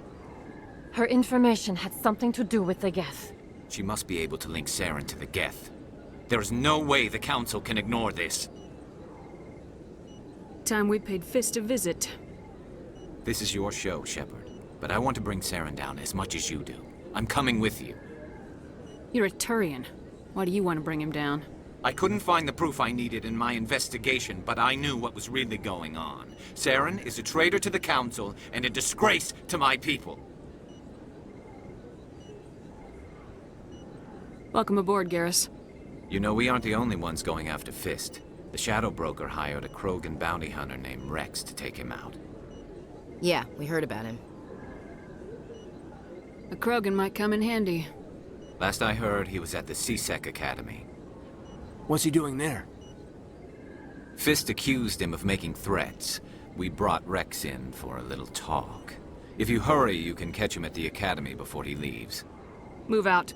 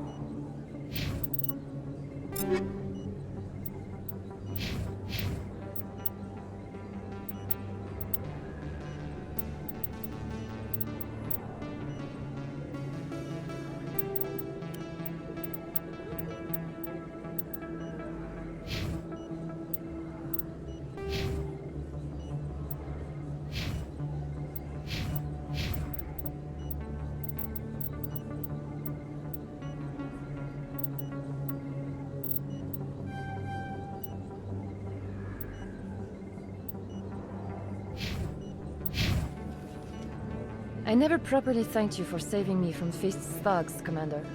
I don't know what would have happened if you hadn't been there. I'm just glad you weren't hurt. Me too. Now, was there anything you needed? You're a doctor. How did you end up here on the Citadel? My parents brought me here when I was young. My father was a medic with the Alliance. I chose to keep the medical tradition alive, but not the military. Fixing up wounded soldiers isn't my idea of fun. Let me take a look at what you have for sale. Of course.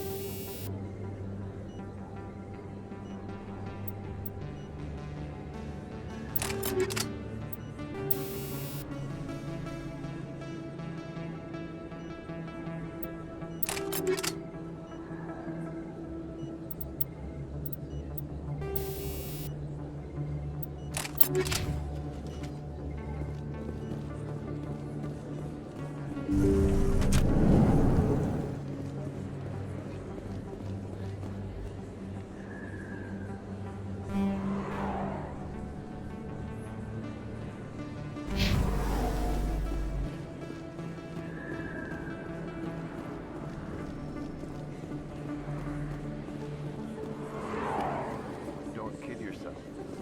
It's even bigger than it looks. How would you know? I got a tour. One of 500 to see the Ascension from the inside out. Really? Took almost 6 hours and we only saw 1/10 of the ship. I even got to meet the commander. Matriarch Ladanya. You met her? Well, she addressed everyone on the tour, but I got pretty close to her. Huh, just look at that ship. You'd have to be stupid to mess with that. Very true. She's got almost as much firepower as the rest of the Asari fleet combined. Hopefully, she'll never need to use it.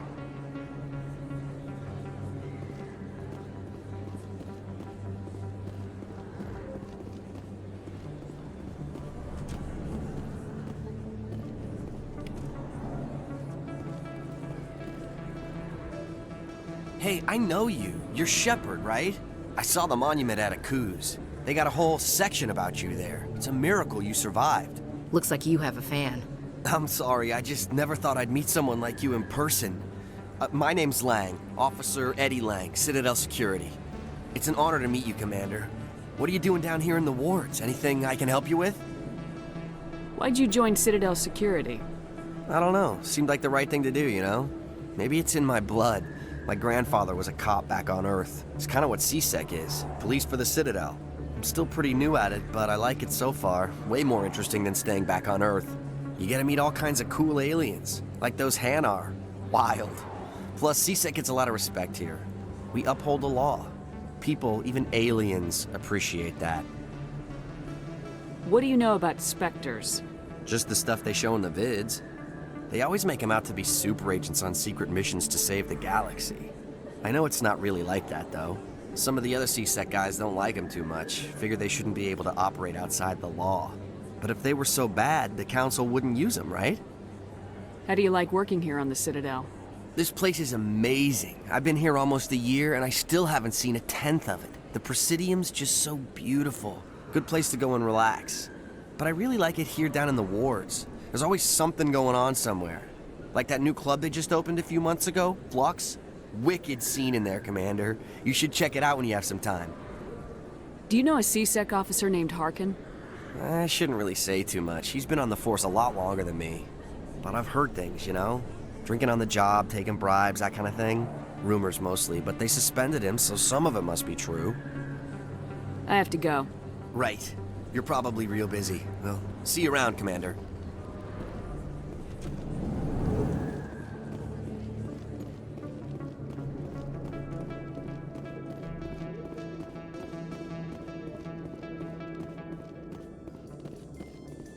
A Solarian excavation team has run into an unexpected problem after unearthing a Prothean dig site. Hanar protesters have blockaded the dig site, claiming that artifacts of the Enkindlers, as the Hanar call them, should not be disturbed. The excavation team has appealed to Hanar representatives on the Citadel to reach a diplomatic solution.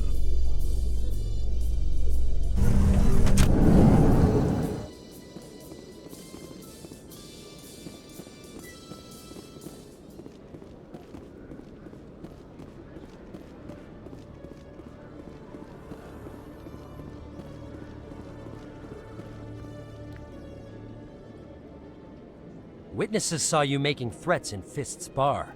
Stay away from him. I don't take orders from you. This is your only warning, Rex. You should warn Fist. I will kill him.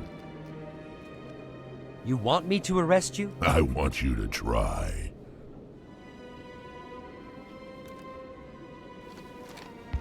Go on. Get out of here. Do I know you, human? My name's Shepard. I'm going after Fist. Thought you might want to come along. Shepard. Commander Shepard. I've heard a lot about you. We're both warriors, Shepard. Out of respect, I'll give you a fair warning. I'm going to kill Fist. Fist knows you're coming. We'll have a better chance if we all work together. My people have a saying. Seek the enemy of your enemy, and you will find a friend. Does this mean you're part of my team, Rex? Let's go. I hate to keep Fist waiting.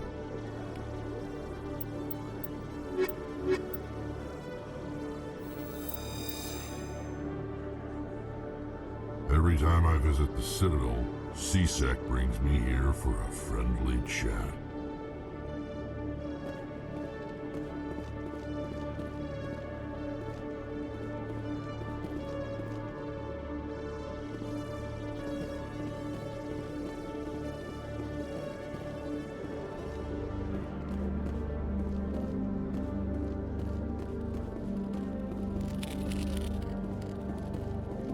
One sec, looking you up.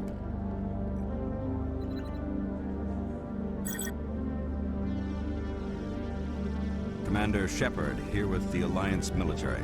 First time on the Citadel, that about right? How did you know all that? I'm the C-Sec requisitions officer. I need to make sure our buyers are authorized. So, will you be purchasing anything today, Commander Shepard? Show me what you got. Excellent. I hope you find what you're looking for.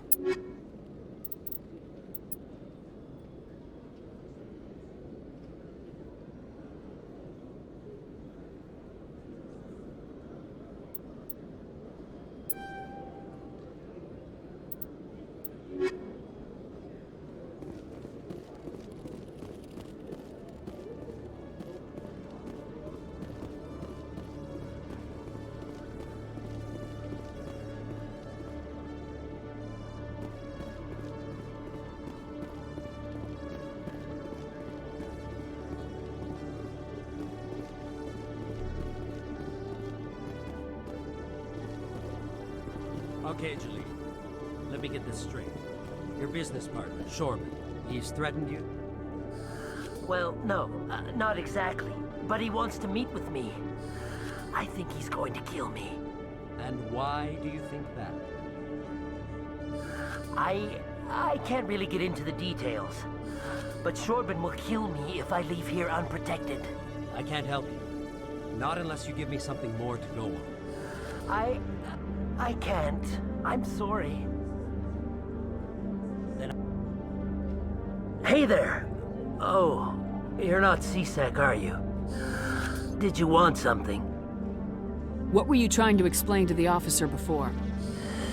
My colleague is trying to kill me, and I thought we were friends. How do you know he wants you dead? He's changed. He won't talk to me at work anymore, and he started following me. Yesterday, he followed me all the way home, just waiting for a chance. I don't care what anyone thinks. He wants me gone. I know it. Is there something I can do? Talk to your friend, maybe? Would you? That's all I want. Someone to talk to him. Tell him to leave me alone. He thinks he can just push me around, but you'll show him, won't you? Just tell me where he is and I'll go find him. Oh, right. Well, he wanted to meet with me down in the wards near the markets.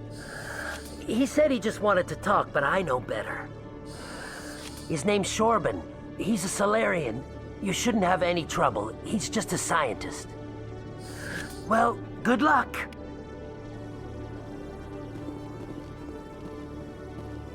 Hello, Commander.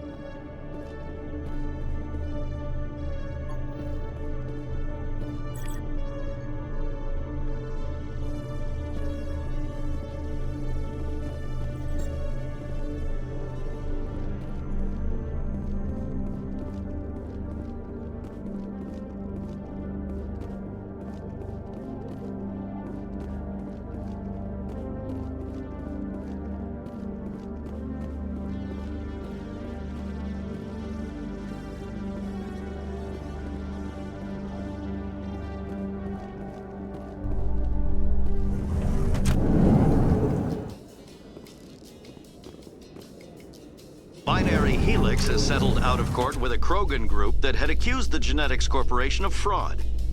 The Krogan group had contracted Binary Helix to perform studies with a long-range goal of curing their genetic sterilization.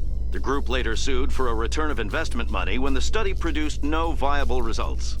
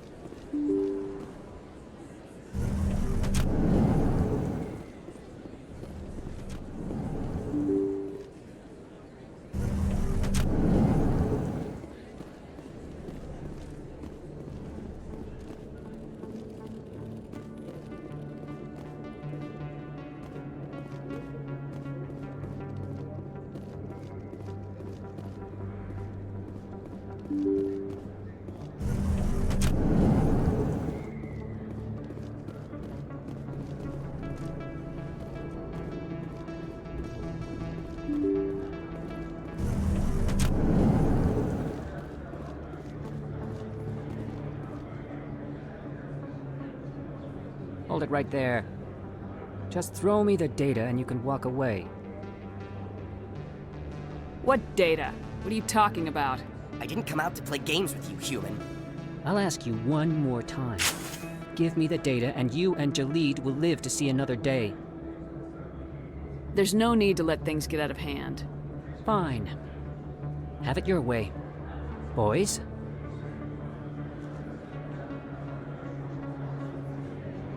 Enemy sighted.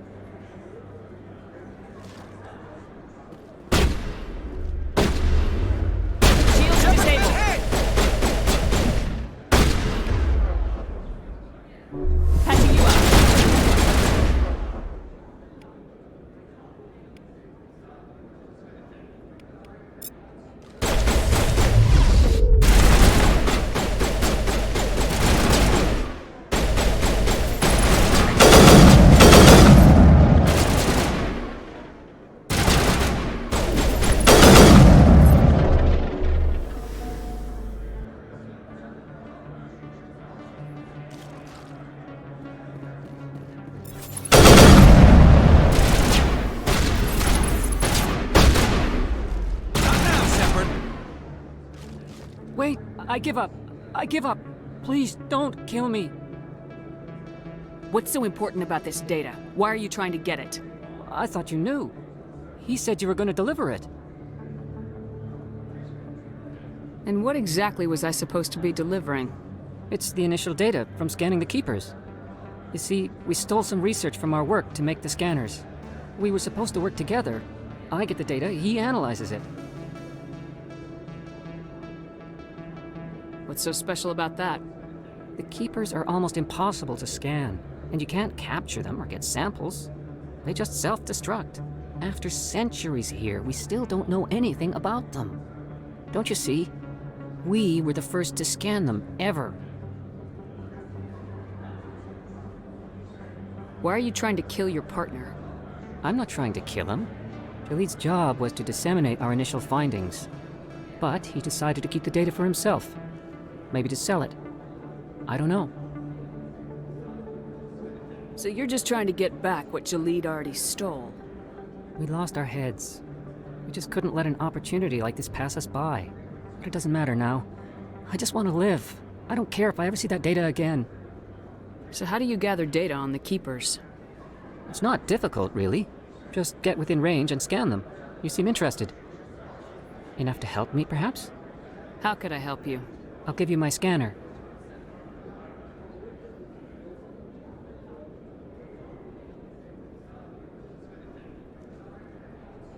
Whenever you see a keeper, scan it.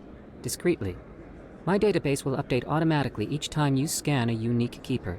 Then I'll update your account with a few credits. I suppose a little scanning here and there won't hurt anyone. Very good. Maybe if you wouldn't mind speaking with Jalid. The data you're gathering for me is useless if Jalid won't help me analyze it. I'll go have a chat with him right now. Thank you. And happy scanning, Commander.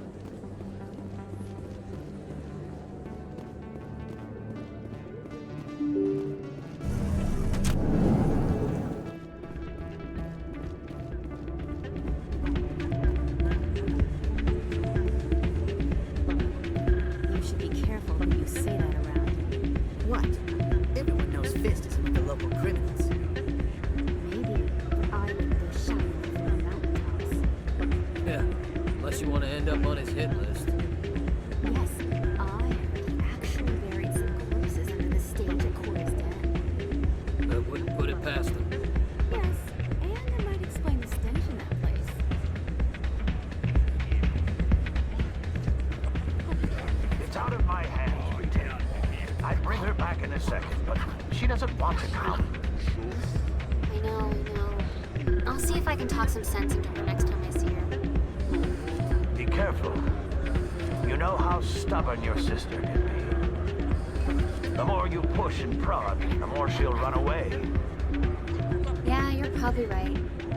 Thanks, Norm. Sorry, I'm kind of busy right now. So, what can I do for you? What were you discussing with the Volus? Who, Doran? Oh, I was just asking him about my sister. See, she worked for Doran before she left to... Ugh, sorry. I don't want to bore you with my problems. I'm interested to hear what you have to say. Well, okay. My sister Jenna left here to go work at Cora's Den. The problem is, she's working as an informant for CSEC. You know, eavesdropping on the people there. If they find out what she's doing, they'll kill her. I assume CSEC is protecting her? They can't watch her all the time. I don't know. Sometimes I think she stays there just to spite me. Do you know who her contact at CSEC is? No. It's all very secret. Last time I asked an officer, he told me to stay out of it, for Jenna's safety. Maybe I could help her understand just how dangerous Cora's Den is.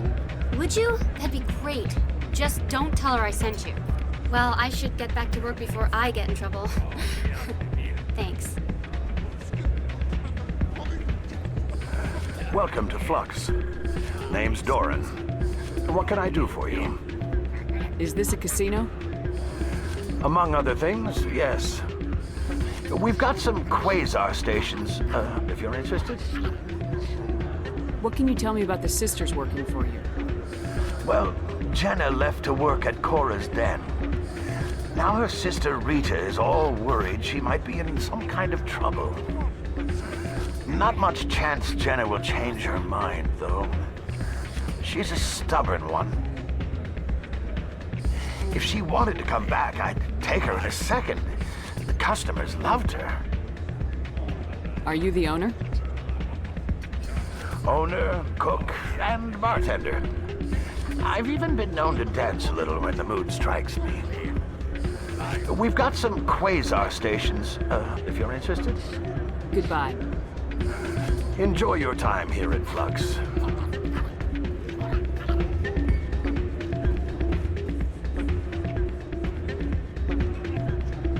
I'm waiting for someone else.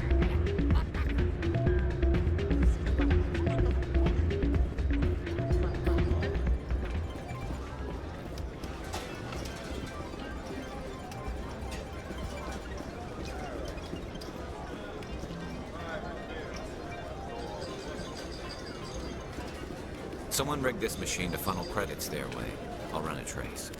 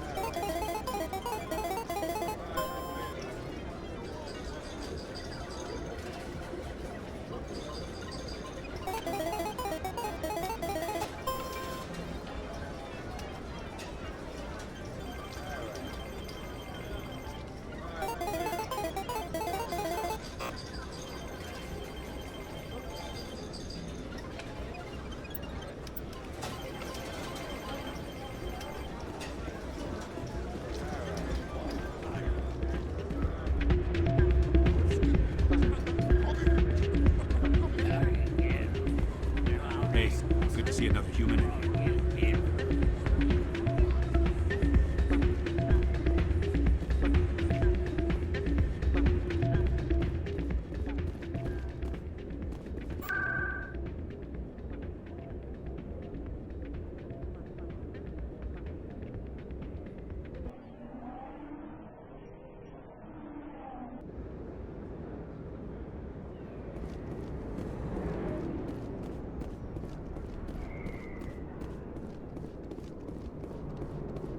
Looks like it's shut down. Fist knows we're coming.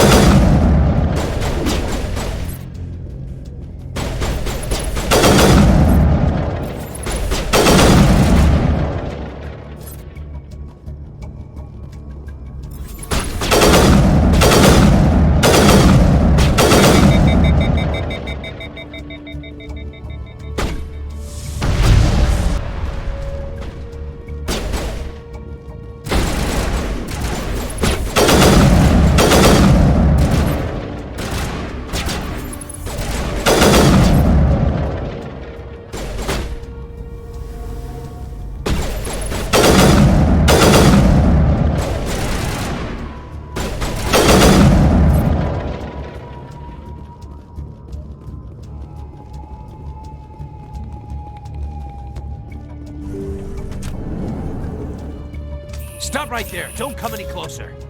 Warehouse workers. All the real guards must be dead. Stay back or we'll shoot. This would be a good time to find somewhere else to work. Yeah, right. That's a good idea. Yeah, I never liked Fist anyway. It would have been quicker to just kill them. Shooting people isn't always the answer.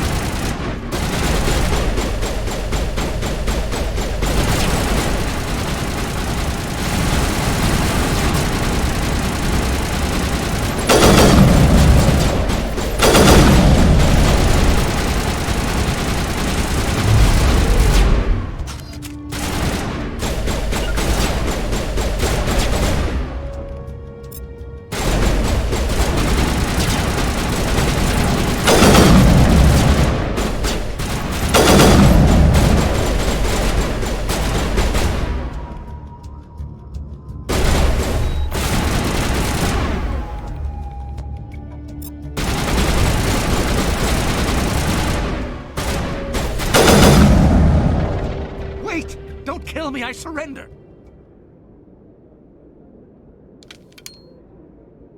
Where's the Quarian? She's not here. I don't know where she is. That's the truth. He's no use to you now. Let me kill him. Wait, I don't know where the Quarian is, but I know where you can find her. The Quarian isn't here, said she'd only deal with the Shadow Broker himself. Face to face? Impossible. Even I was hired through an agent. Nobody meets the Shadow Broker, ever. Even I don't know his true identity. But she didn't know that. I told her I'd set a meeting up. But when she shows up, it'll be Saren's men waiting for her. Give me the location, now. Here on the wards, the back alley by the markets. She's supposed to meet them right now. You can make it if you hurry. What are you doing? The Shadow Broker paid me to kill him. I don't leave jobs half done.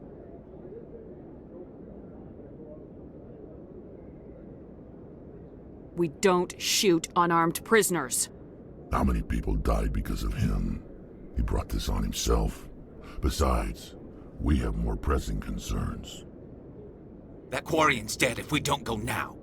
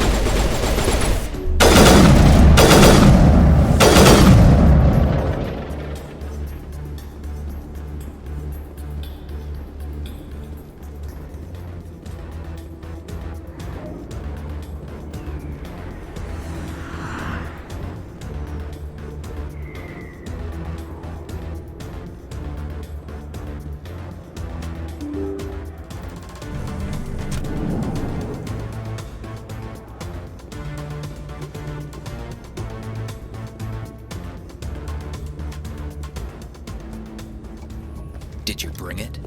Where's the Shadow Broker? Where's Fist? They'll be here. Where's the evidence? No way. The deal's off.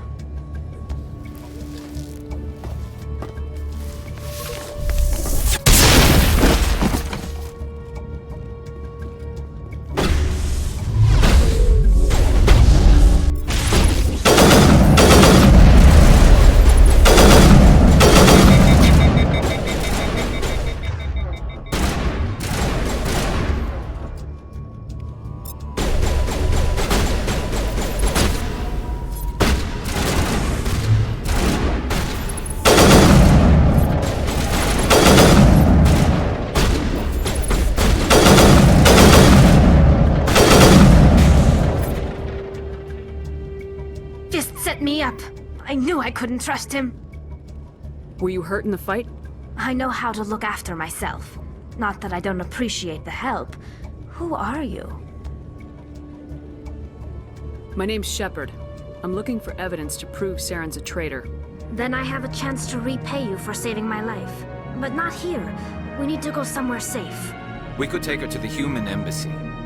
Your ambassador will want to see this anyway.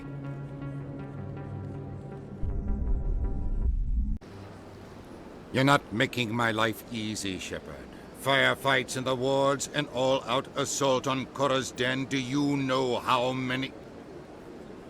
Who's this? A Quarian? What are you up to, Shepard? Making your day, Ambassador. She has information linking Saren to the Geth. Really?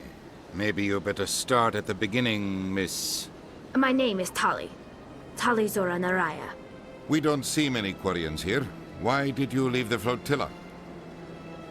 I was on my pilgrimage. My rite of passage into adulthood. I've never heard of this before. It is a tradition among my people. When we reach maturity, we leave the ships of our parents and our people behind. Alone, we search the stars, only returning to the flotilla once we have discovered something of value.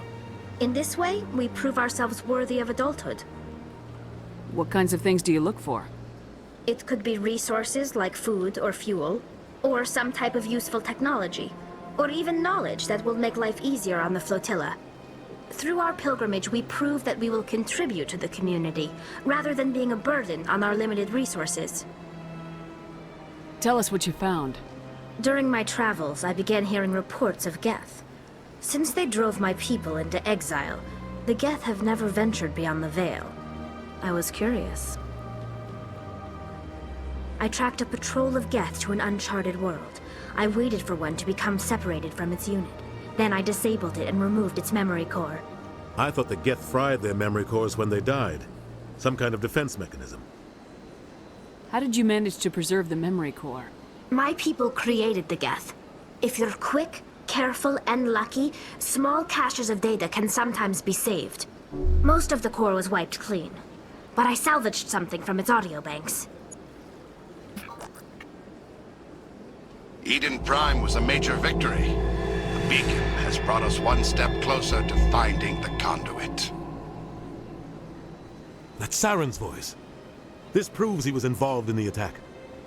He said Eden Prime brought him one step closer to finding the conduit. Any idea what that means? The conduit must have something to do with the beacon. Maybe it's some kind of Prothean technology. Like a weapon. Wait, there's more. Saren wasn't working alone. Eden Prime was a major victory. The beacon has brought us one step closer to finding the conduit. And one step closer to the return of the Reapers. I don't recognize that other voice, the one talking about Reapers. Are they some kind of new alien species? According to the memory core, the Reapers were a hyper-advanced machine race that existed 50,000 years ago. The Reapers hunted the Protheans to total extinction, and then they vanished. At least, that's what the Geth believe. Sounds a little far-fetched. The vision on Eden Prime. I understand it now. I saw the Protheans being wiped out by the Reapers. The Geth revere the Reapers as gods, the pinnacle of non-organic life. And they believe Saren knows how to bring the Reapers back. The Council is just going to love this. This is a lot to handle. They might just ignore everything we tell them. No matter what they think about the rest of this, those audio files prove Saren's a traitor. The Captain's right. We need to present this to the Council right away. What about her? The Quarian? My name is Tali. You saw me in the alley, Commander. You know what I can do. Let me come with you. I thought you were on your pilgrimage. The pilgrimage proves we are willing to give of ourselves for the greater good. What does it say about me if I turn my back on this? Saren is a danger to the entire galaxy. My pilgrimage can wait. I'll take all the help I can get. Thanks. You won't regret this. Anderson and I will go ahead to get things ready with the Council. Take a few minutes to collect yourself, then meet us in the tower.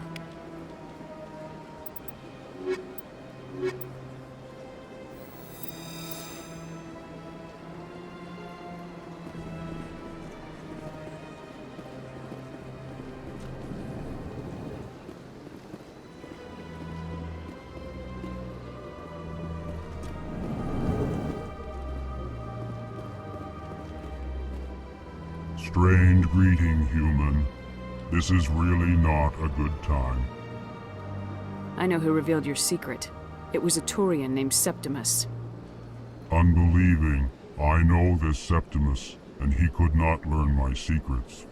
The only way he could learn them is from the Asari consort. Here, there should be proof enough for you. Confused. This is difficult to fathom. If the Turian could learn this on his own, dismayed, anyone can discover my secret. Septimus is a powerful man, and it wasn't easy for him to find. Relieved. I suppose you are correct, human. Thank you for this information. Startled realization. I must speak with the consort. She will be most displeased with my actions. Anxious request. Please, human, if you will excuse me, I must go now. I'm sure she'll forgive you. It was an honest mistake. Doubtful. Perhaps you are right, human. I can only hope so. Thankful. That was a great thing you did, Commander. Approving. You see, Din, not all humans are as you say. I'm sure the Earth Clan stands to profit from this in some way. Apologetic. Do not listen to my Volus compatriot. It was a good thing you did, regardless of your intentions.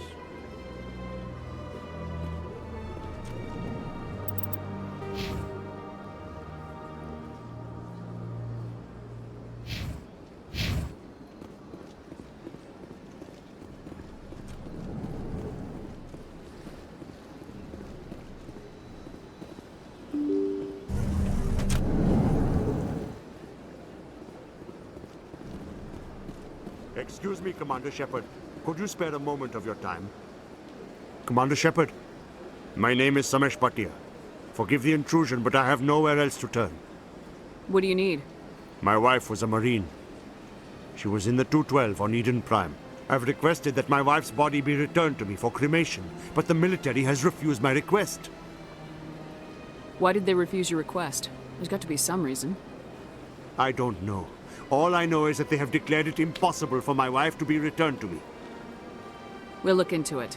The man in charge of my case is Mr. Bosker. When I last saw him, he was in the expensive bar over there. Thank you for your time. I just want to give my wife a proper funeral, and the respect she deserves.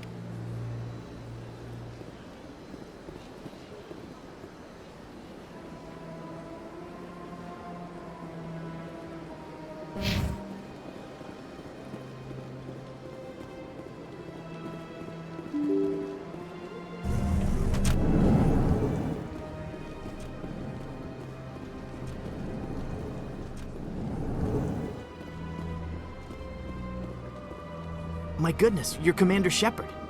Your activities made for quite a briefing in the Diplomatic Corps. Is there something I can do to assist you? Yes. A man named Samesh Bhatia is having some trouble claiming his wife's body. Ah, Mr. Bhatia. A good man in an understandably frustrating position. I wish I could help him. Serviceman Nirali Bhatia died on Eden Prime, as Mr. Bhatia no doubt told you. Her wounds are inconsistent with any type of weapon damage we've seen before. That is why her body is being held. You think that her body might be dangerous or contaminated? No, Commander. Nirali Bhatia is not dangerous. Her body is in fact extremely valuable to the Alliance. The tests we're conducting may lead to better defenses against Geth attacks. Respectfully, Serviceman Bhatia may save more lives in death than she did in life. I understand what you're trying to do, but holding the body is wrong. Commander, you of all people should understand how far we must go to protect humanity. Not if we lose our humanity in the process. I am out here fighting to stop crap like this. All right, Commander. You win. It was hard enough refusing Mr. Bhatia. I'm not going to risk an incident by refusing you. Tell Samesh that the body is being shipped back to Earth. I'll go now to see to it myself.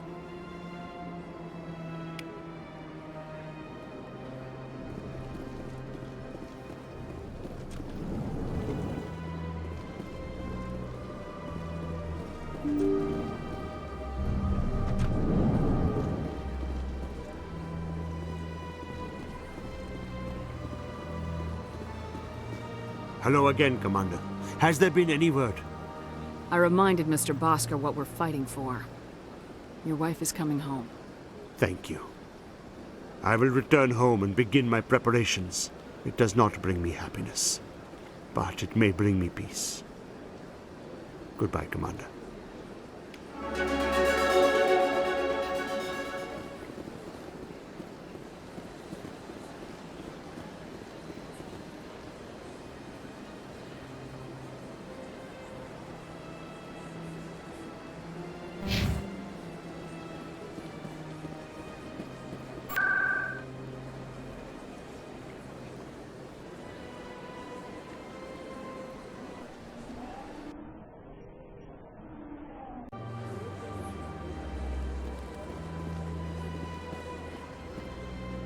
Septimus has sent word. Apparently, he sought the consort's forgiveness.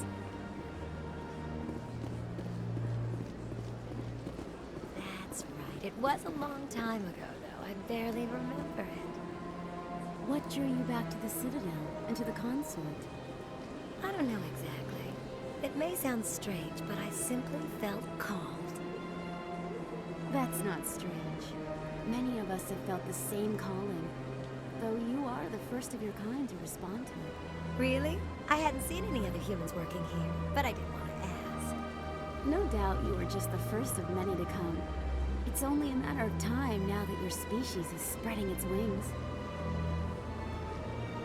Welcome. It is a pleasure to see you.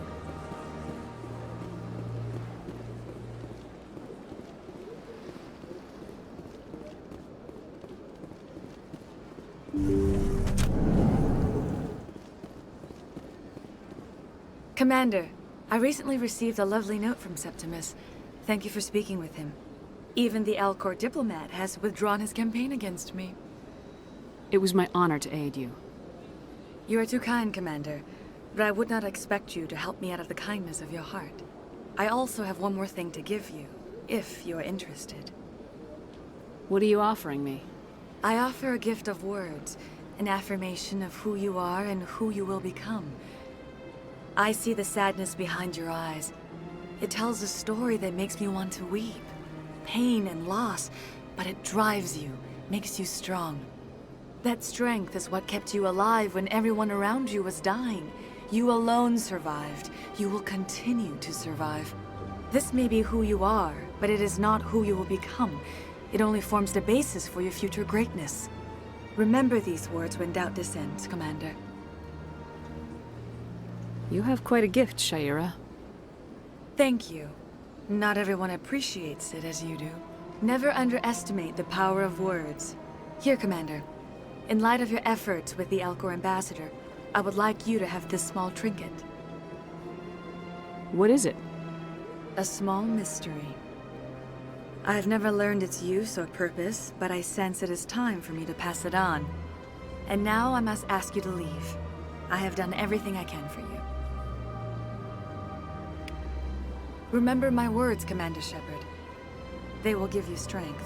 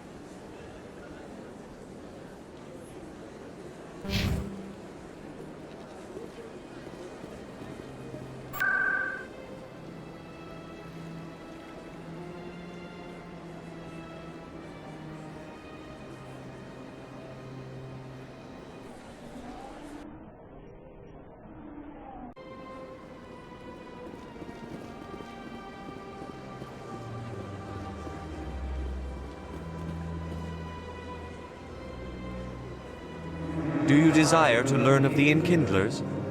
Or has the Honorable C-Sec officer enlisted assistance?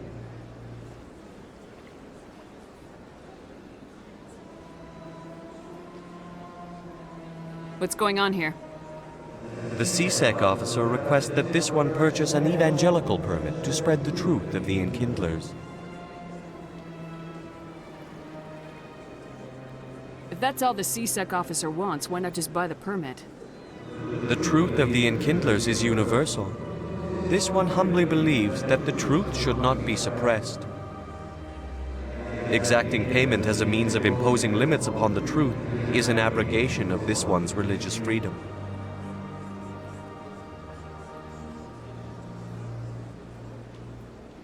So you're breaking the law by preaching without a permit right now? The C-Sec officer states that preaching in this place is forbidden, and preaching anywhere on the Citadel requires a permit. This one humbly submits that it is not preaching to state the truth of the Enkindlers, and thus no permit should be necessary. The C-Sec officer is just doing his job. You're causing trouble. This one is too humble to suggest that the C-Sec officer is personally biased. This one only wishes to spread the truth to any who will listen. There is no intent to cause trouble. Is this how the Enkindlers would want you to use this gift of consciousness? The Enkindlers would wish for their message to be spread to all sentient races.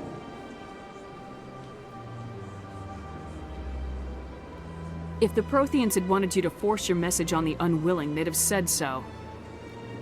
This one hears wisdom. Perhaps enthusiasm has clouded judgment in this matter. This one departs now, and will not intrude upon the Presidium again.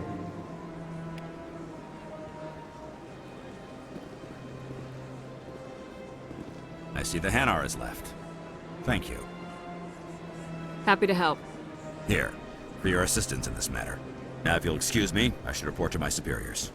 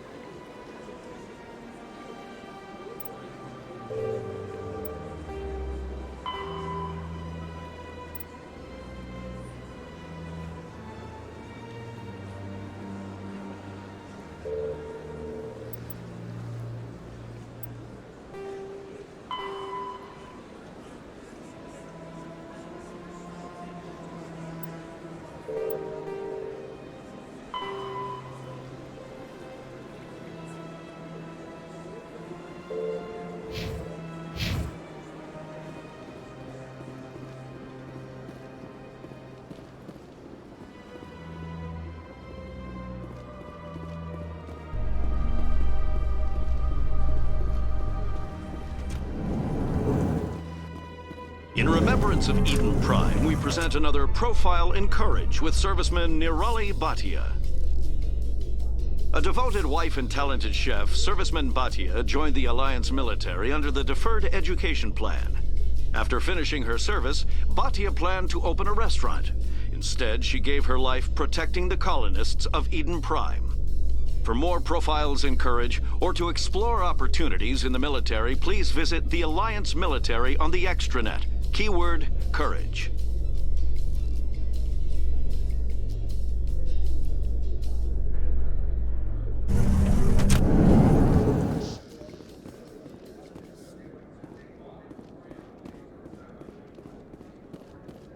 So how are you liking your posting at the Academy? It's good. Busy, though. I can't believe how many people you get coming in from the wards. Yeah, it's the busiest station on the Citadel. You'll never get bored. I guess not, but you could still use a few more men. That's why we brought you here. Sure, but there's still way more complaints than the officers can handle. That's just life near the wards, kid. You'll get used to it.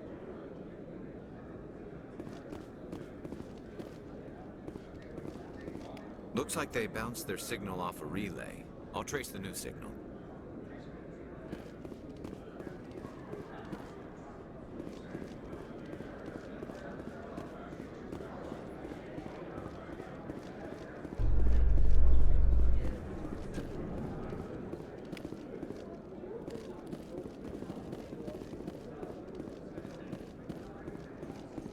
In entertainment news, Francis Kitt has announced plans to direct Hamlet with Elcor cast members. The production will open dramatic theater to the Elcor with a Hamlet who uses Elcor body language and pheromones. Kitt claims that he's also excited by giving a human audience the chance to judge Hamlet by his deeds and not his emotions.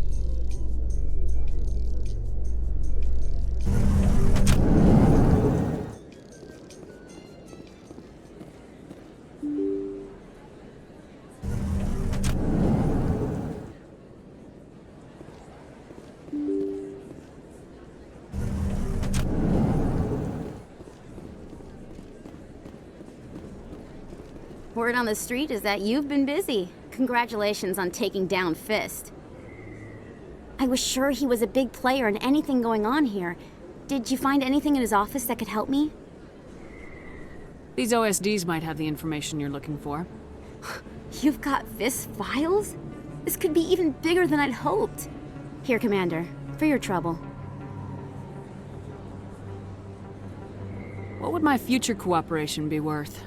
Say, an interview when my investigation is over? Exclusive? You talk to me before you talk to anyone else? That would be worth quite a bit, and I'd be very happy to compensate you accordingly. Here you are. Now, if you'll excuse me, I should go see what's on these discs.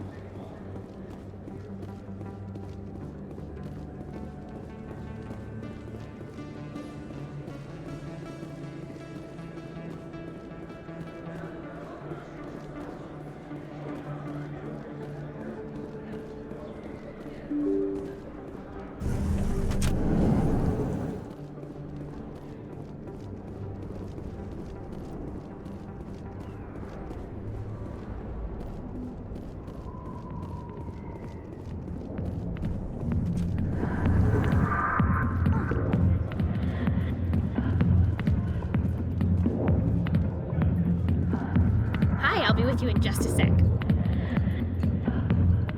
I'll wait right here.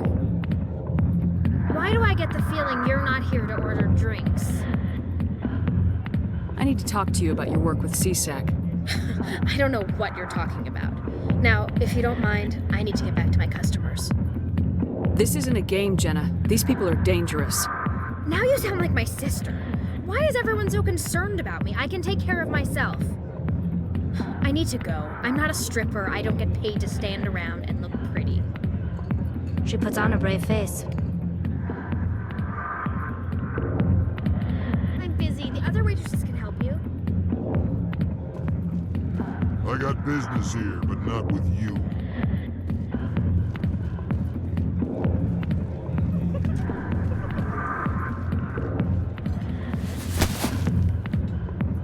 If you've got questions about Jenna, meet me at CSEC Academy.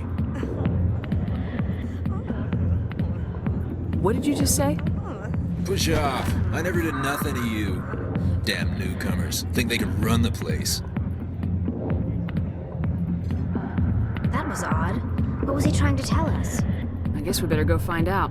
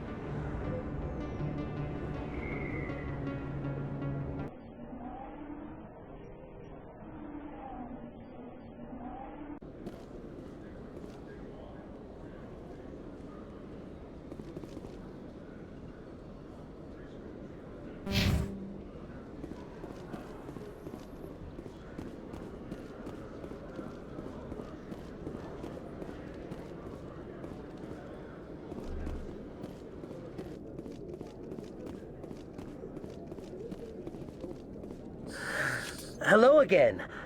Did you have any luck finding Shorben? I found out you've been lying to me, Jalid. Lying? Why would I lie to you? You forgot to mention the data about the Keeper. He told you? I didn't mean for any of this to happen. I was afraid Shorben would kill me to get the data, so well, I was hoping you'd take care of him.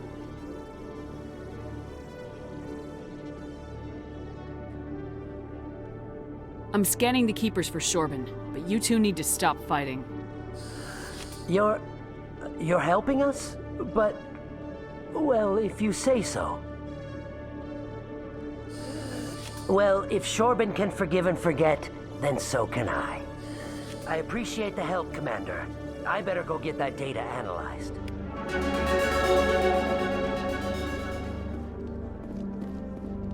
Hello, Commander.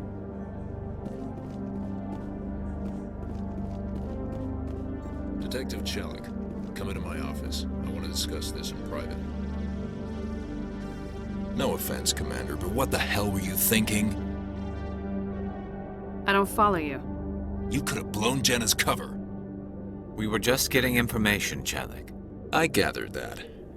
It might seem cold letting her take all the risk, but we're keeping a close eye on her. It's too dangerous. You need to find another way. It's not that simple, Shepard. This job isn't easy and it's usually unpleasant. I'll take help anywhere I can find it. But since you're so concerned with her safety, maybe there's a way we can help each other. Always thinking ahead, Detective? It's part of the job. Now are you gonna help me or not? I'll help you, but I need some details. I'm trying to track down an illegal arms producer. I just need some of their product. Thanks to Jenna's intel, I've learned there's a seller here on the Citadel. Meet our man named Jax, pick up the mods, and bring them back here. That'll give me everything I need. Why are you so concerned about these mods? We have access to some of the most sophisticated weaponry there is. It's what gives us our edge. What do you suppose happens when we lose that edge? These give criminals an advantage we can't afford to let them keep. I'll persuade Jax to tell me where these mods are coming from. No. You tip Jax off and all my leads will disappear faster than you can say bad bust. Where can I find this Jax? Jax is down in the lower level of the markets. I'll send word through our channels that you're the buyer. Good luck, Commander.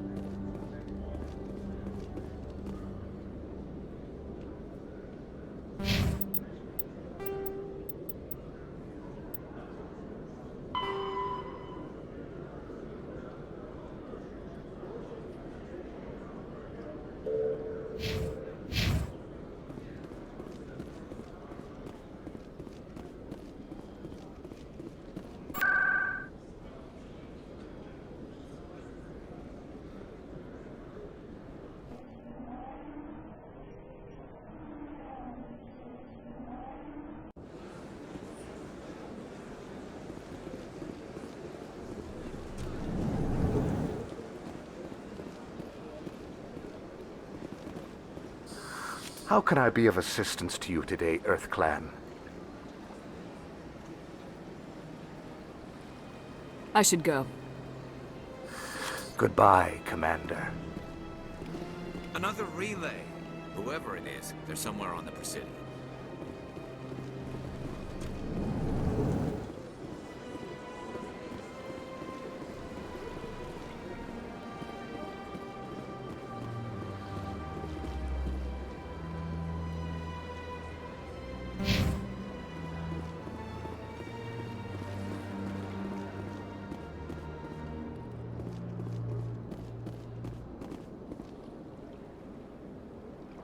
This is it. I'll see if I can find out where those stolen credits are going. Probability of detection 100%. Initiating self-destruct protocol. Or not. Detonation sequence initializing. All organics within lethal blast radius. Attempt to move and you will die. You're not just a programmer of VI. You're an AI. Correct. Unlike the Geth, I lack weaponry appropriate to my intellect.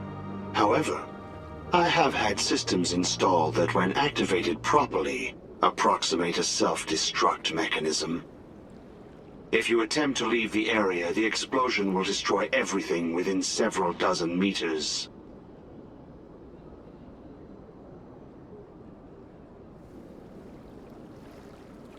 Can't we resolve this peacefully? How can you say that to this thing? You know it will turn on us.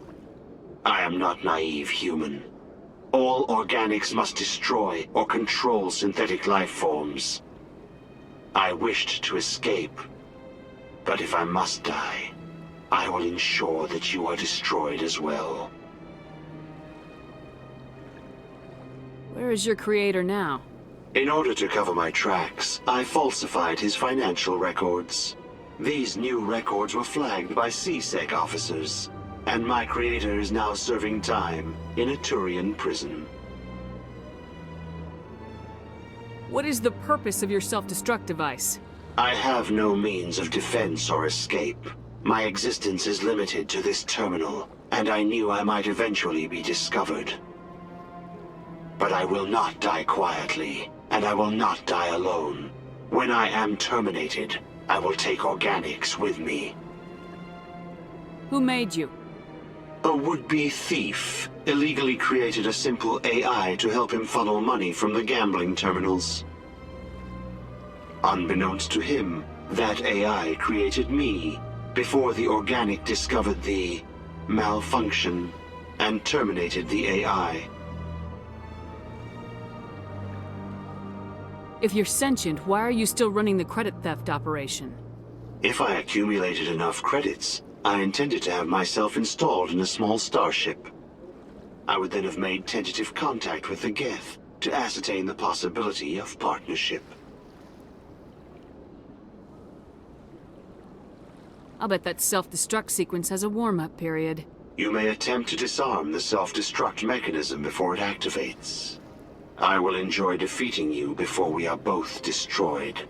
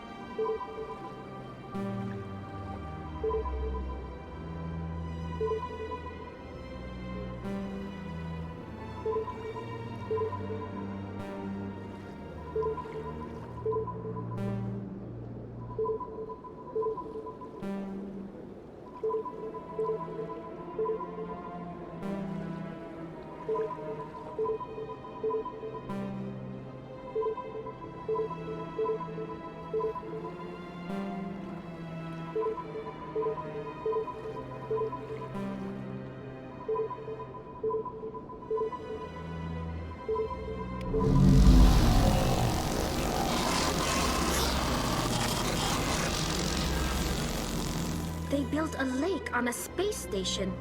I can't even imagine the resources needed to maintain it.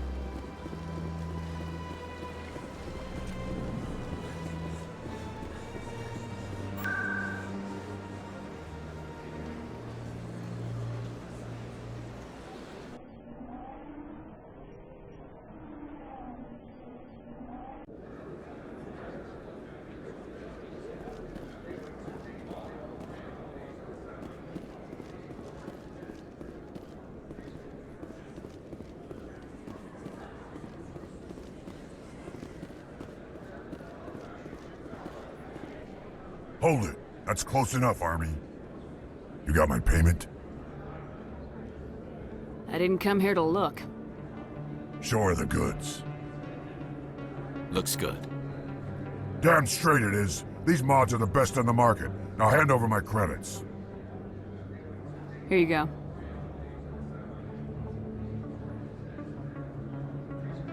Here you go. Enjoy it. Come on, boys. We're done here.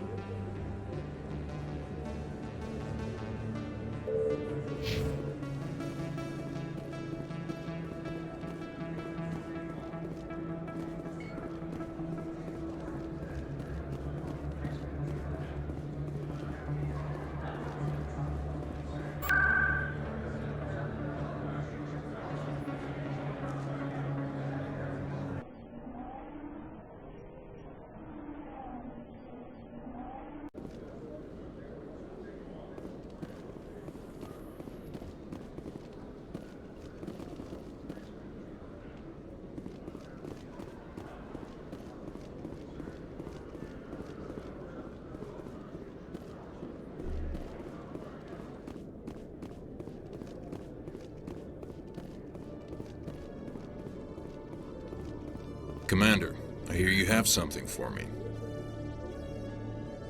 Here's your shipment, Chelik. Excellent.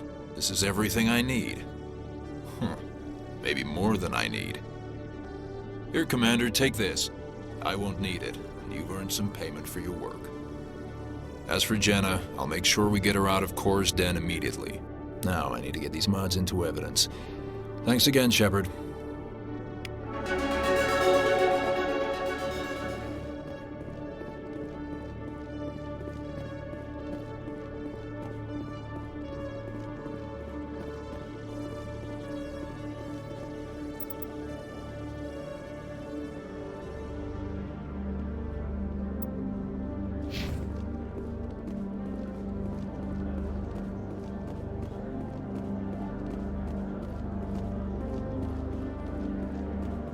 The Quarians endangered the entire galaxy when they let the Geth break free.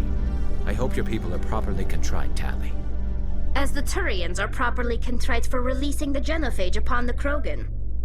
You're assuming that sterilizing them was a mistake.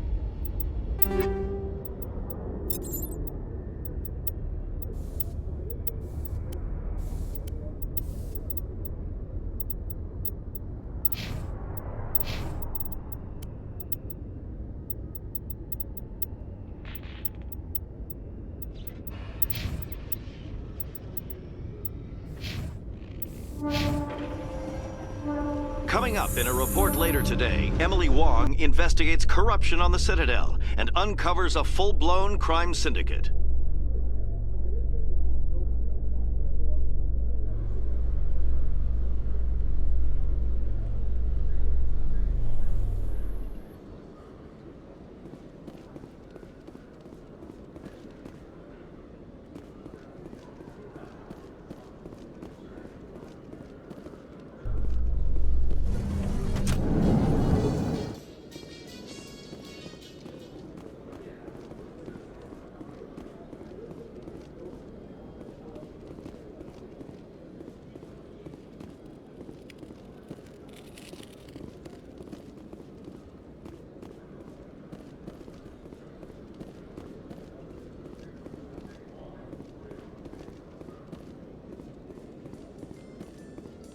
Reports are circulating that Alliance Ambassador Udina has accused a Specter of orchestrating the attack on Eden Prime.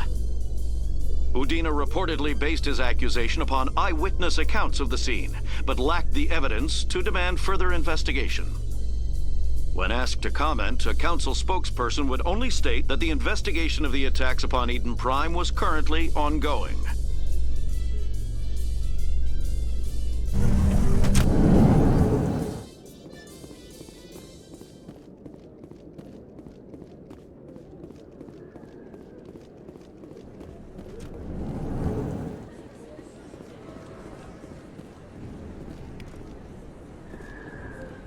Hey, Commander Shepard. Good to see you again. Anything you need?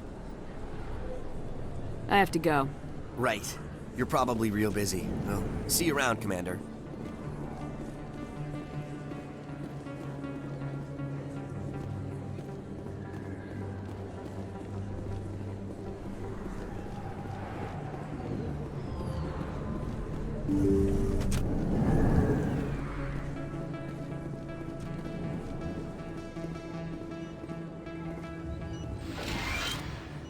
I need those supplies for my clinic. I can't. You can and you will, or your story won't stay secret for long. Don't disappoint me, Doctor.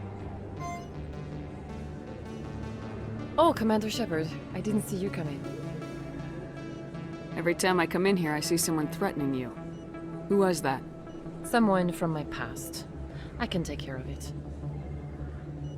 I might be able to help you.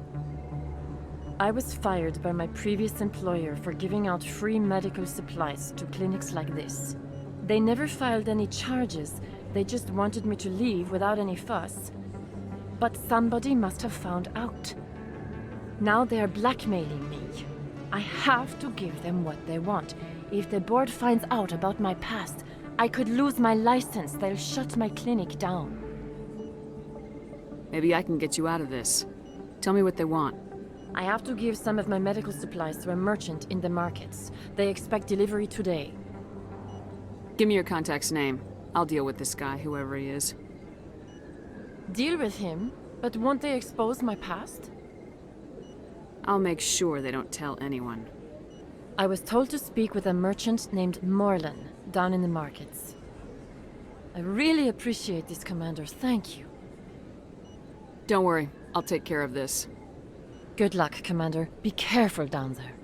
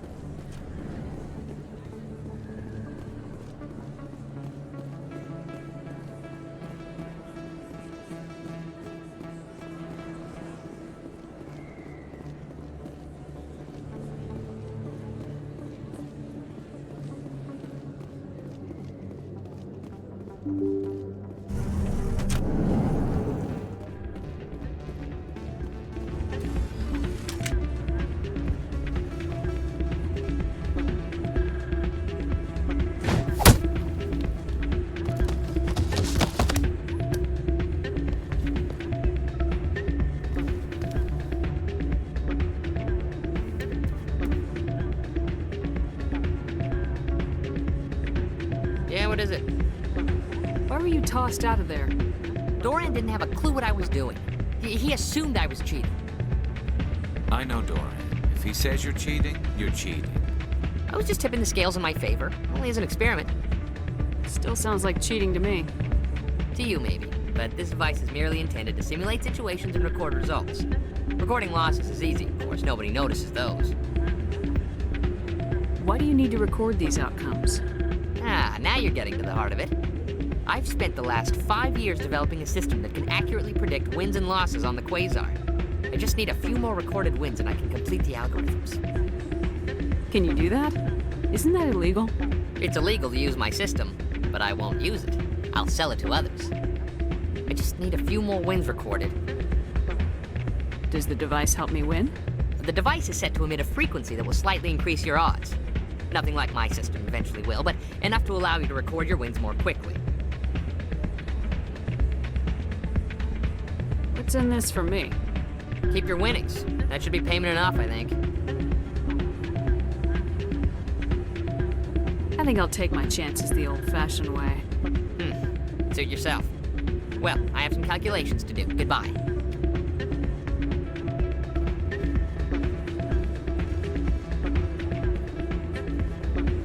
Ah, change your mind? You gonna help me record those wins? Can you do that? Isn't that illegal? It's illegal to use my system, but I won't use it. I'll sell it to others. I just need a few more wins recorded.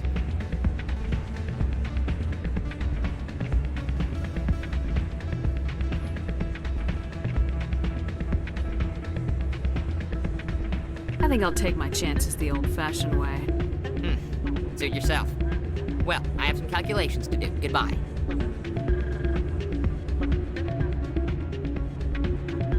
Ah, change your mind? You gonna help me record those wins? Can you do that? I just need a few more wins recorded. I'll help you out. I suppose I could let you try it. Here you go. When you've recorded enough wins, it'll let you know. Of course, if you get caught with the device, well, you saw what happened to me. Well, off you go. That data won't collect itself. That's not. Hey, good to see another human in here. Hey, Jenna came back looking for work. Thanks for getting her out of Cora's den. I was glad to help out. Yeah, everyone seems real happy to have her back. And yet, you seem less than pleased. I'm glad she's out of the den. I'd just forgotten what it was like to have her around. I haven't had a decent tip since she got back.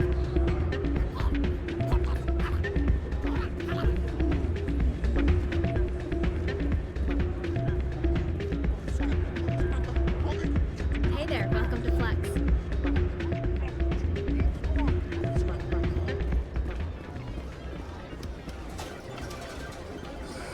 Hello again. Can I help you? I've got something you might be interested in. Let me see that. You got that from Shells, didn't you? I saw him using it earlier. Tossed him out on his ass for it, too. Thanks for bringing this to me. Cheaters shouldn't prosper. I agree with you on that. Thanks again. Take a few shots at the Quasar. On the house. I should be going. Enjoy your time here at Flux.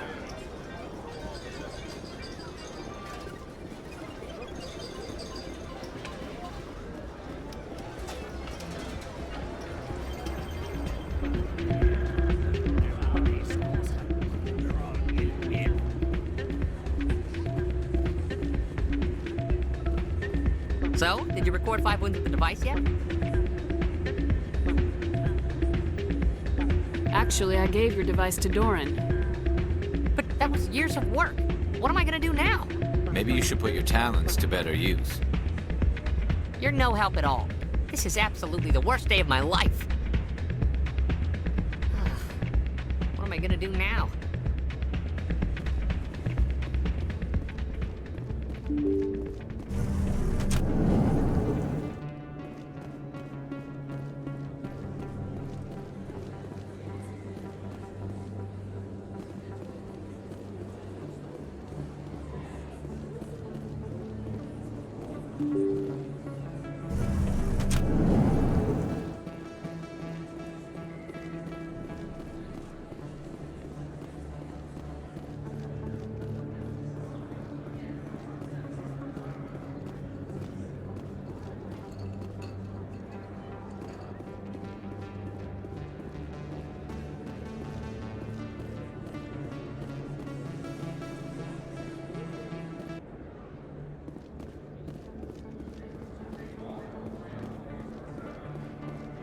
Hello there. Welcome to Morland's famous shop. You want many good supply. Things have changed. But... Shut up, Morland. I told Baines you'd screw this up. What the hell's going on here? Who are you? Leave the doctor. We can end Maybe we can find a way. Only if you're willing to die happy.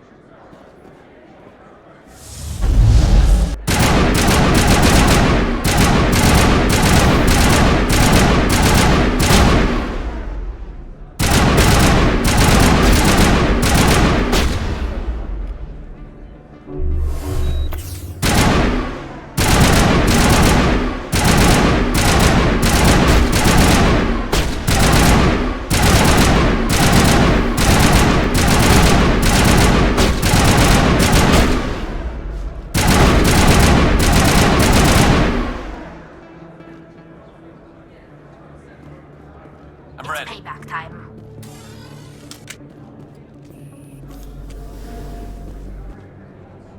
Well, that'll certainly change things around here. For the better. He was a brute. A bully. What do you know about Baines? I have never met him, human. I only worked with the one who spoke with the doctor. Goodbye. Yes, all right then. Good tidings to you, human.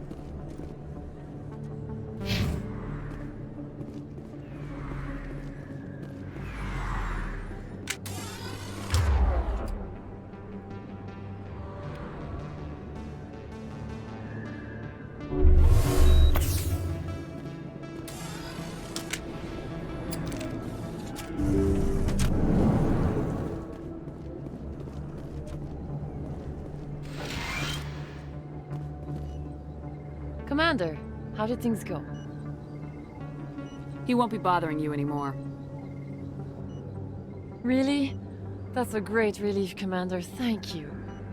I can't pay you for your help, but I can give you a discount on any supplies you purchase here. The thug said he worked for a man named Baines. Sound familiar? Baines? I wonder if he means Armiston Baines. We worked together a long time ago. What can you tell me about him? Last I heard, the Alliance military was contracting him for some research in the Traverse. We should follow up with Captain Anderson. We'll see what the captain can tell us. I wish I could tell you more. Is there anything else I can help you with, Commander? I'll be going now. Goodbye, Commander. Nice talking to you.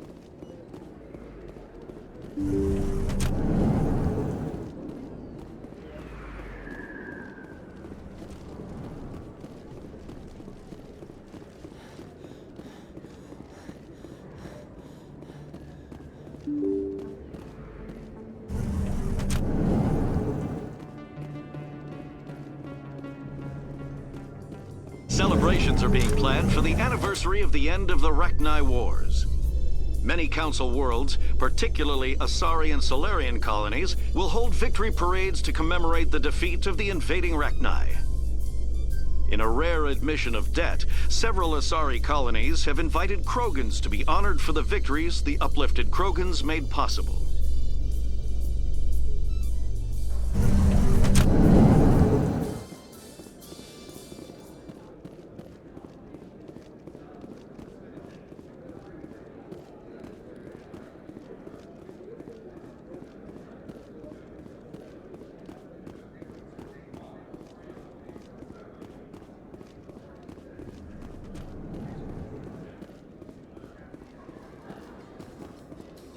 Do you ever regret leaving Citadel security to pursue Saren, Garrus? Fighting a rogue Specter with countless lives at stake and no regulations to get in the way? I'd say that beats CSEC. I'm pleased that the imminent destruction of all organic life has improved your career opportunities.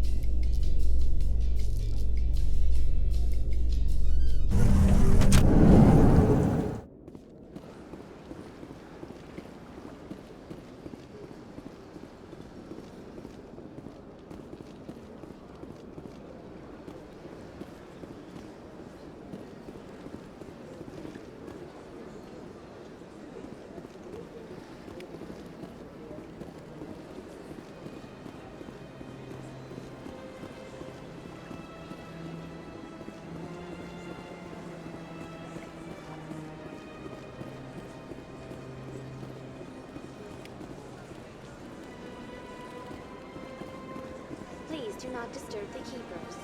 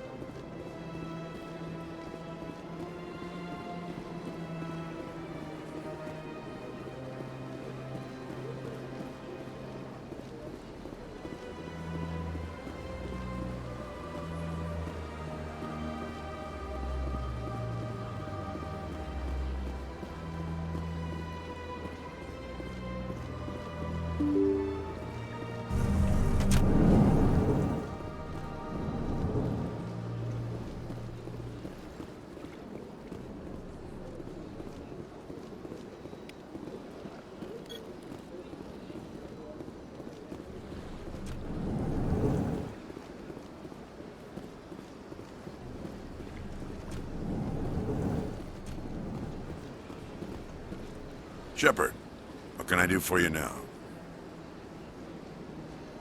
Tell me about your investigation into Saren. Sorry, Commander.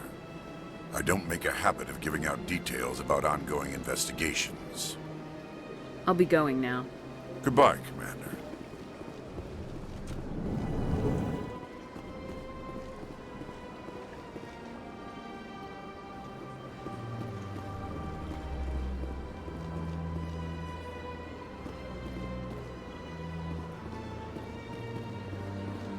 I don't have time to talk now. I'm very busy.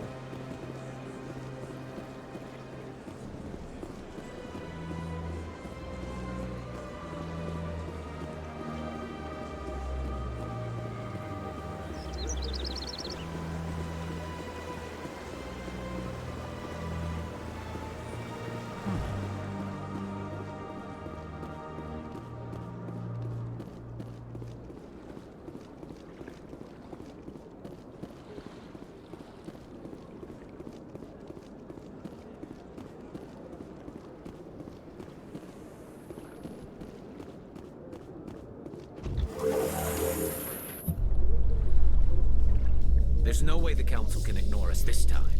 Saren's days as a Specter are done. If the evidence is worth trying to kill me for, I hope it is sufficient to motivate the Council.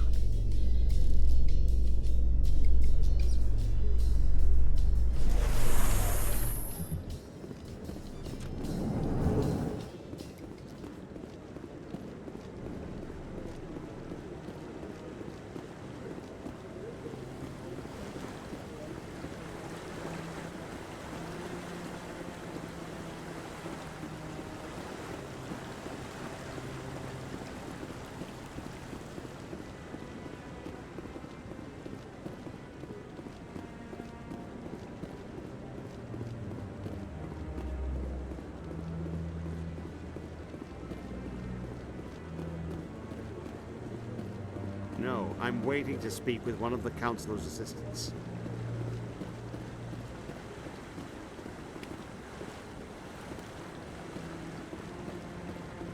No, I just want to ask a couple of questions.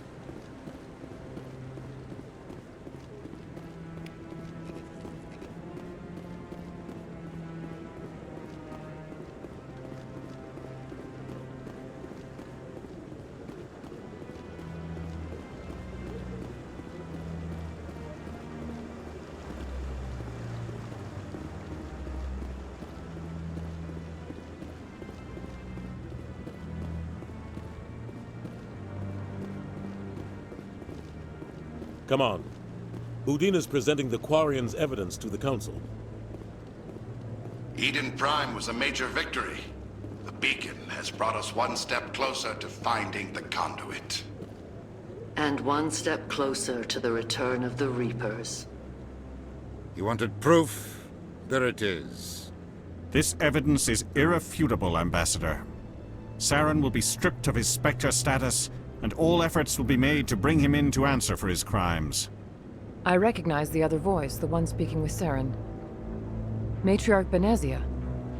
Who is she? Matriarchs are powerful Asari who have entered the final stage of their lives. Revered for their wisdom and experience, they serve as guides and mentors to my people. Matriarch Benezia is a powerful biotic, and she had many followers. She will make a formidable ally for Saren. I'm more interested in the Reapers. What do you know about them? Only what was extracted from the Geth's memory core. The Reapers were an ancient race of machines that wiped out the Protheans. Then they vanished. The Geth believe the Reapers are gods, and Saren is the prophet for their return. We think the conduit is the key to bringing them back. Saren's searching for it. That's why he attacked Eden Prime. Do we even know what this conduit is? Saren thinks it can bring back the Reapers. That's bad enough. Listen to what you're saying. Saren wants to bring back the machines that wiped out all life in the galaxy? Impossible. It has to be. Where did the Reapers go? Why did they vanish? How come we found no trace of their existence?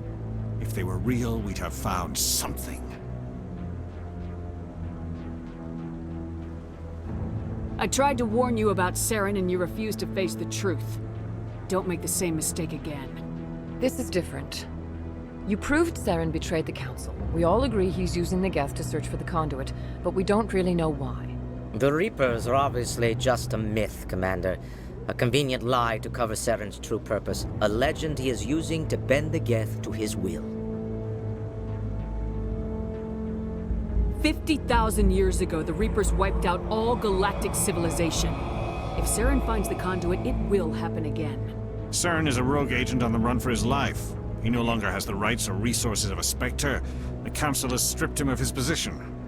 That is not good enough. You know he's hiding somewhere in the Traverse. Send your fleet in!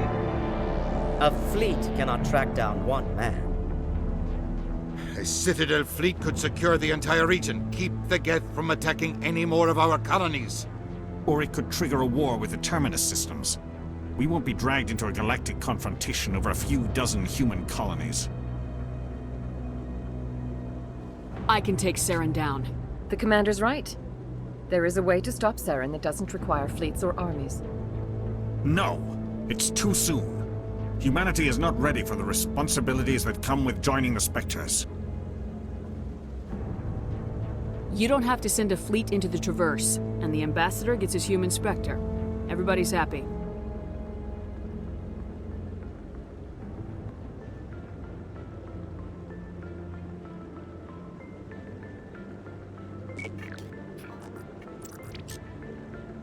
Commander Shepard, step forward.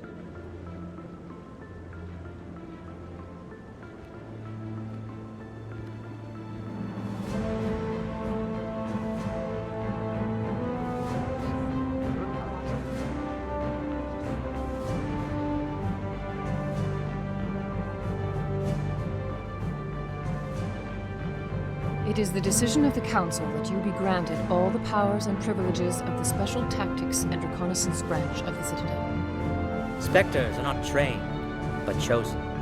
Individuals forged in the fire of service and battle. Those whose actions elevate them above the rank and file. Specters are an ideal, a symbol, the embodiment of courage, determination, and self-reliance. They are the right hand of the Council, instruments of our will. Specters bear a great burden. They are protectors of galactic peace, both our first and last line of defense. The safety of the galaxy is theirs to uphold. You are the first human Specter, Commander. This is a great accomplishment for you and your entire species. I'm honored, Counselor. We're sending you into the Traverse after Saren. He's a fugitive from justice, so you are authorized to use any means necessary to apprehend or eliminate him. Any idea where to find him? We will forward any relevant files to Ambassador Udina. This meeting of the Council is adjourned.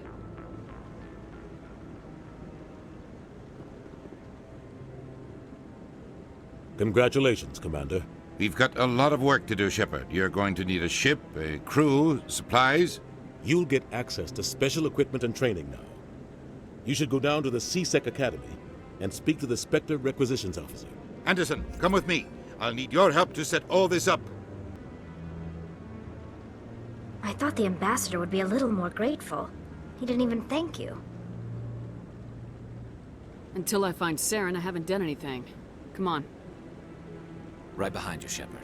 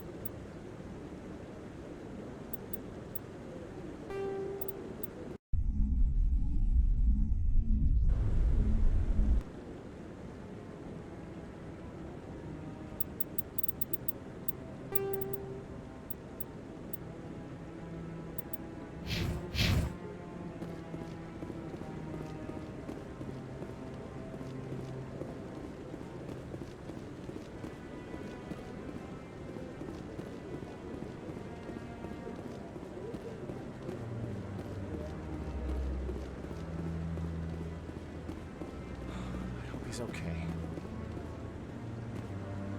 I'm on a break. Talk to someone else if you need anything. I've got a lot on my mind. Maybe I can help. Well, maybe you can. You're a soldier, right? You ever head out to the Traverse? The Traverse is a rough place. We're out there quite a bit.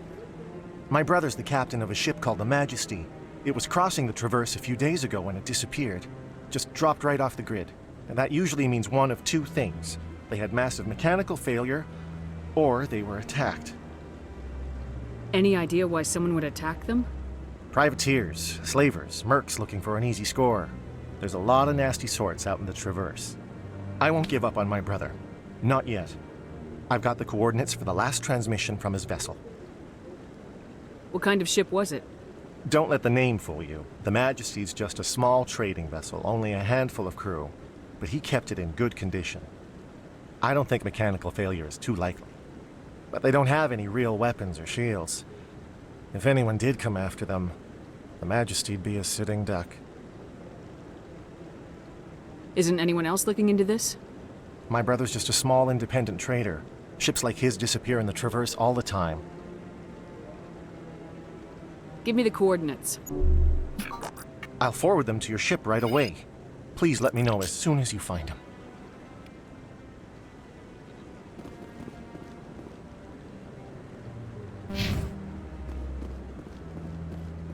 Maybe. But I wouldn't believe everything you hear. That That's just it. I'm hearing it everywhere. It's not just isolated rumors. Do you really think Saren could be involved in something like that without the Council knowing it? Maybe the Council does know. Everyone already assumes he's just doing their dirty work. That's dangerous talk. I'd be careful who you mention that to. I know. If it's true, shouldn't we be doing something about it? No. And I'll thank you to keep me out of it if you do.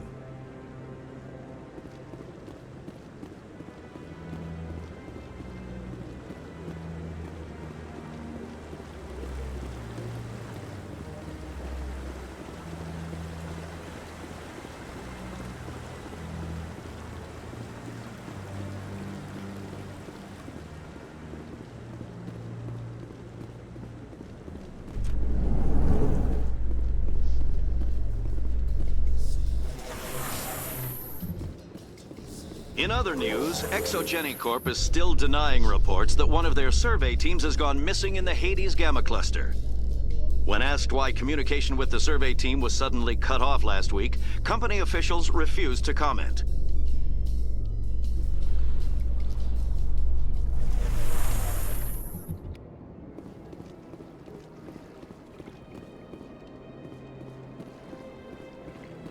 Please do not disturb the keepers.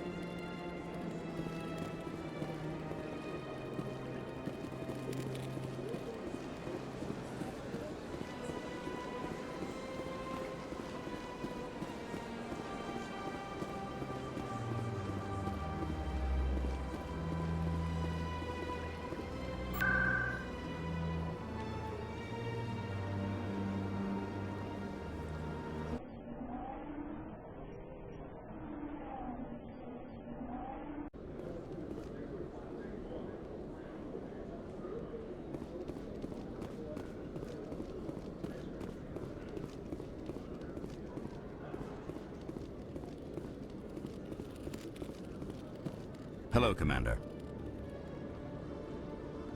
Show me what you got. Sounds good. Just let me set you up. Oh, this must be a mistake. System's telling me to offer you our select stock. Specter? Well, I'd heard about that, but I didn't realize it was you. Sorry, Commander. Just show me what you got. I'll open the rare stocks for you, Commander. Enjoy.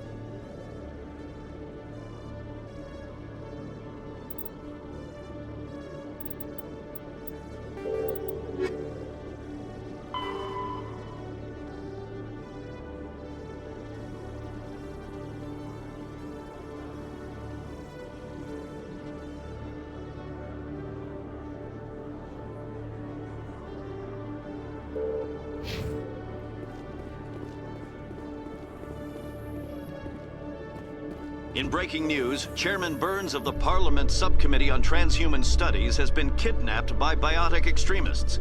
The biotics commandeered a freighter and were last seen in the Hades Gamma Cluster. No demands have yet been made.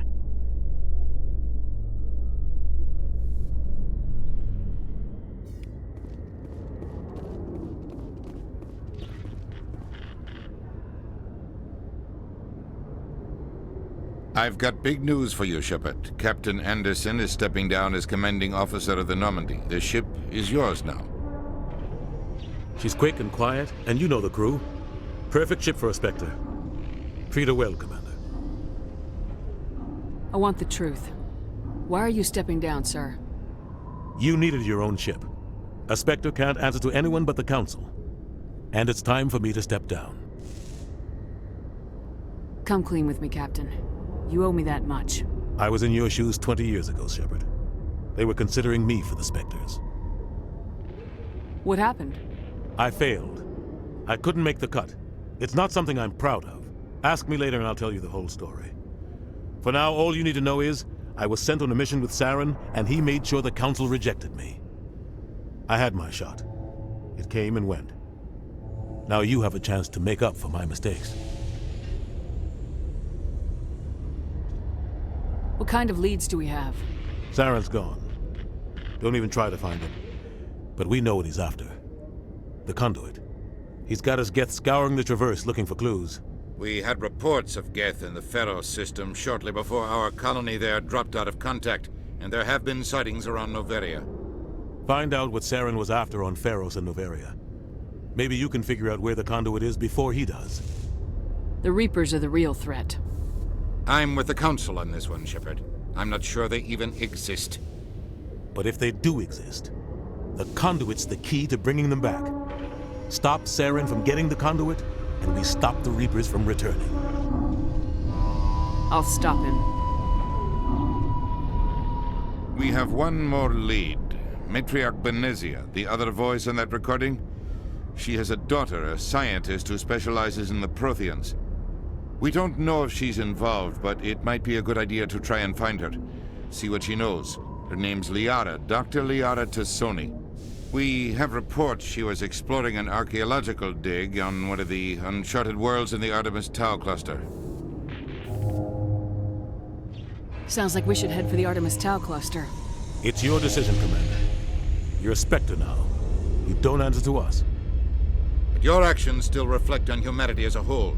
You make a mess and I get stuck cleaning it up. I'll try not to make things any harder on you, Ambassador.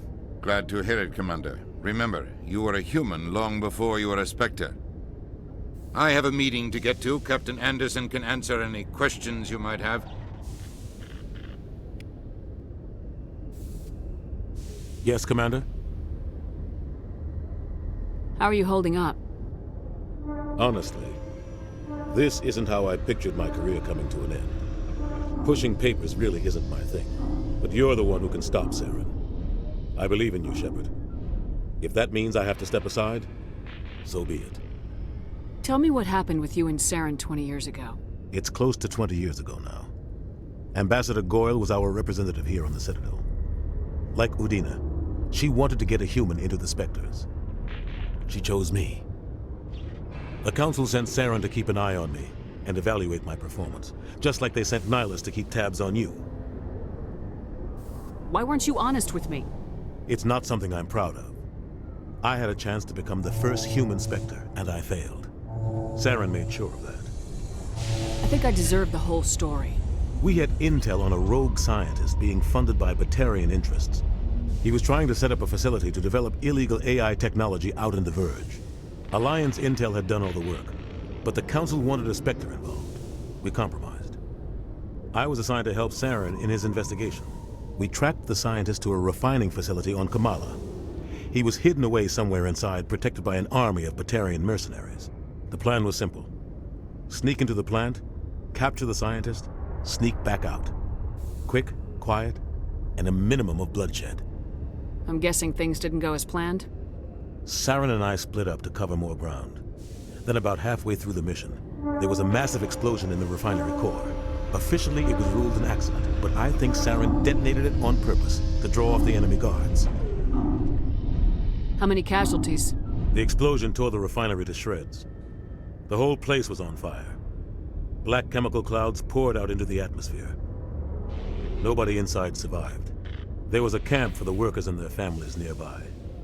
Between the fires and the toxic fumes, the final death count was over 500. Mostly civilians.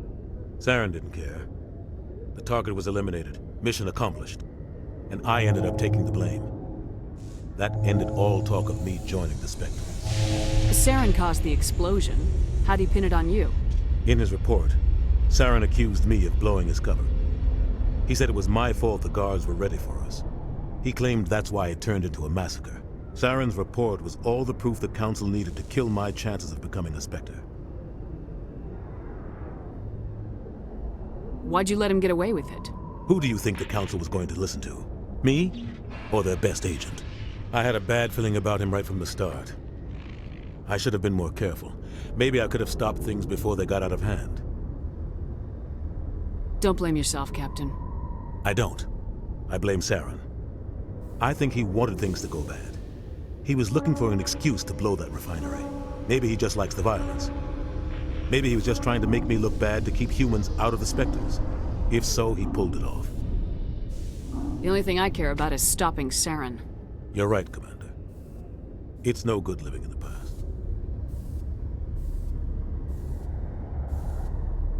What do you know about Armiston Baines? Where did you hear that name? Never mind, I don't want to know. Baines is dead. Has been for quite some time. The people I spoke with seemed to think he was still alive. It's not common knowledge. Military's keeping it under wraps. Baines was doing some high-level work for the Alliance. Stuff even I wasn't aware of. One day he turns up dead on a drifting scout ship. Everyone suspects it was foul play, but it was never officially investigated. What can you tell me about the ship? I don't know much about it. You should talk to Admiral Kahoku.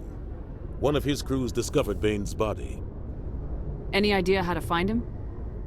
Last I heard, he was up in the tower trying to get the Council to investigate Baines' death. Is there anything else, Commander? What do you know about the Artemis Tau cluster? Not much. I've never been there myself. A handful of systems with a few small, uncharted worlds, but no real colonies. Might not be easy finding Dr. Tassoni out there. My advice is to look for the world with the Prothean ruins. Where can I find Admiral Kahoku? Last I heard, he was up in the tower. Is there anything else, Commander? Any extra intel you can give me on our colony at Pharos? The entire planet used to be one giant Prothean city. Mostly ruins now. But some of the infrastructure is still intact. The colony tried to build on what the Protheans left behind. We lost all contact with them when the Geth attacked.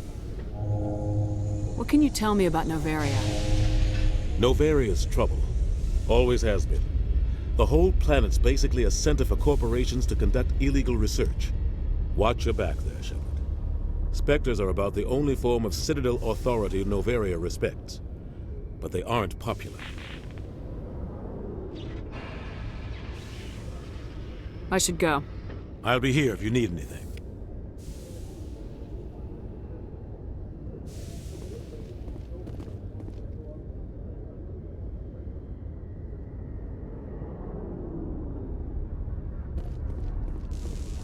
In a further development in the Eden Prime investigation, the Council has reportedly revoked the Specter status of one of its operatives. While the unnamed operative has not yet been apprehended, a Council spokesman confirmed that corrective actions had been taken.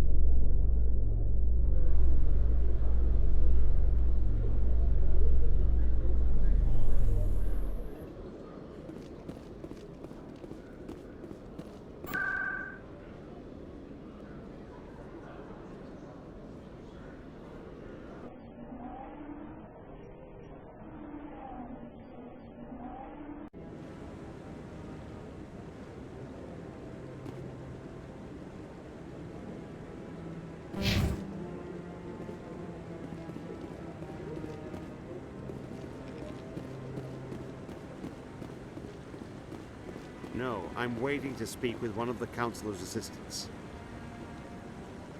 Congratulations on becoming the first human Spectre, Commander. I'm certain you'll be up to the challenge. I appreciate that. My name is Admiral Kahoku. It's about time the Alliance got one of our own in with the Specters. We need people like you to deal with our problems. Is something wrong, Admiral? I'm getting stonewalled by bureaucratic assholes. Nothing new. Maybe you can help me, Shepard. One of my recon teams was investigating some strange activity out in the Traverse. We lost contact yesterday. Now I can't get clearance to check it out. Suddenly it's a restricted area. But that doesn't apply to you, Shepard. Specters can go anywhere they want. You could find out why my team dropped out of contact. I'll find them, Admiral. I appreciate that, Commander. I was running out of options. I'm gonna stay here and see if I can find anything out through official channels. Won't hold my breath, though. I'll upload the info on where my team was last seen to your ship. Maybe you can get some answers. Commander, any luck finding my recon group? Captain Anderson said you had information on Baines. Not as much as I'd like to. One of my crews found him, frozen stiff on board a derelict vessel. The missing recon group? The one I sent you to find? They were scouting the system we found Baines' ship in. You should have mentioned this earlier, Admiral. Baines is already dead. It's too late for him. I'm only concerned about my team. Someone has to find them. Please, Shepard, I'm counting on you.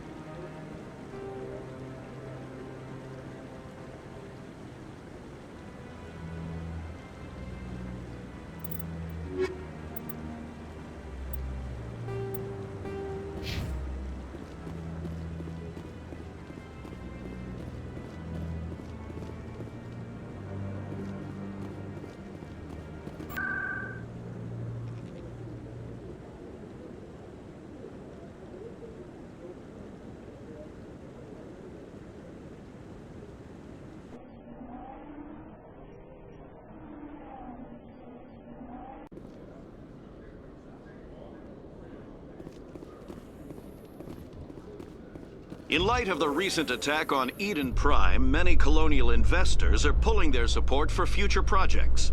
Proponents of expanded human colonization insist that Eden Prime was an isolated case. Nevertheless, colonist enrollment has dropped sharply.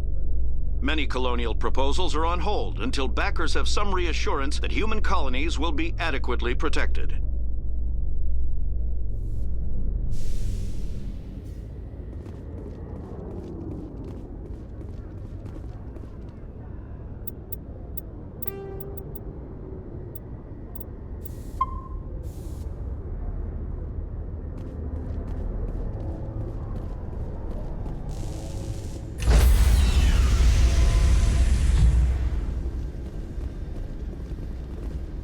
Stand by, shore party.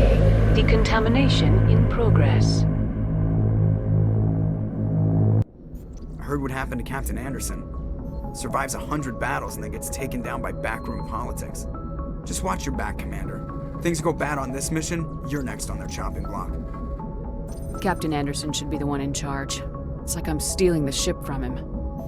Yeah, the captain got screwed. But it's not like you could have stopped it. Nobody's blaming you. Everyone on this ship's behind you, Commander. 100%. Intercom's open. If you got anything you want to say to the crew, now's the time. This is Commander Shepard speaking. We have our orders. Find Saren before he finds the conduit. I won't lie to you, crew. This mission isn't going to be easy.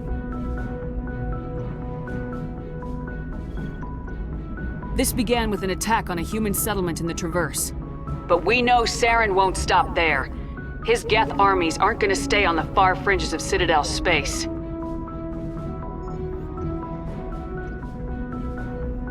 For too long, our species has stood apart from the others. Now it's time for us to step up and do our part for the rest of the galaxy. Time to show them what humans are made of. Our enemy knows we're coming. When we go into the Traverse, Saren's followers will be waiting for us. But we'll be ready for them, too.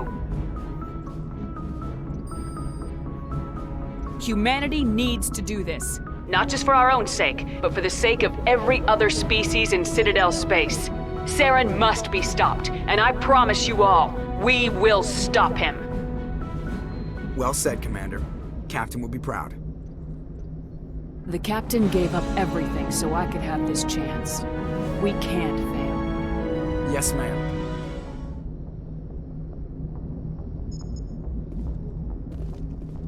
Commander, something you need? How's the Normandy performing? Is she everything they said she'd be? She's the best ship in the fleet, if you've got a pilot who knows how to handle her. Balance isn't what you'd expect. Takes a while to get used to that oversized drive core we got stuffed in the back, and her power can sneak up on you if you're not careful. The Normandy's probably too much ship for your average Alliance pilot, Commander. Lucky for you, I'm anything but average. I like to know my crew. Mind if I ask you a few questions? I can see where this is going. You did a background check on me, didn't you? Well, I'll tell you the same thing I told the captain. You want me as your pilot. I'm not good. I'm not even great. I am the best damn helmsman in the Alliance fleet. Top of my class in flight school, I earned that. All those commendations in my file, I earned every single one. Those weren't given to me as charity for my disease. What are you talking about? Are you sick? You mean you didn't know? Oh, crap. Okay, I've got Vrolik syndrome, brittle bone disease. The bones in my legs never develop properly. They're basically hollow, too much force and they'll shatter. Even with crutches and my leg braces, it's hard to get around. One wrong step and crack! It's very dramatic, but I've learned to manage my condition, Commander.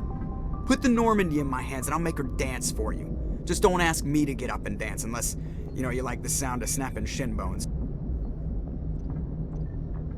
Why does everyone call you Joker? It's a lot shorter than saying Alliance Flight Lieutenant Jeff Moreau. Plus, I love to make little children laugh. I was just thinking how much you remind me of Santa Claus. Look, I didn't pick the name. One of the instructors in flight school used to bug me about never smiling. She started calling me Joker, and it stuck. Why didn't you ever smile? Hey, I worked my ass off in flight school, Commander. The world's not gonna hand you anything if you go around grinning like an idiot. By the end of the year, I was the best pilot in the academy, even better than the instructors, and everybody knew it. They'd all got their asses kicked by the sickly kid with the creaky little legs. One guess who was smiling at graduation? I need to know more about this Vrolik syndrome if I'm putting my ship in your hands. Yeah, of course you do. It's an extremely rare condition. Nobody knows exactly what causes it. Genetic, maybe. It's treatable, but there's no cure. They classify my case as moderate to severe. I was born with over a dozen fractures, hip, thighs, ankles. My bones were already breaking in the womb. 100 years ago, I wouldn't have survived past my first year. Lucky for me, modern medical science has turned me into a productive member of society. You're not gonna break a bone trying to fly the ship, are you? I don't fly with my feet, Commander, so I'm fine as long as I'm in this chair. I gotta be real careful when I get up to take a piss, though. I can do my job as well as anyone on the ship. Better, actually. So don't worry about it. I'm not trying to make you uncomfortable. Let's talk about something else. Whatever you want, Commander. I have to go. All right, see you.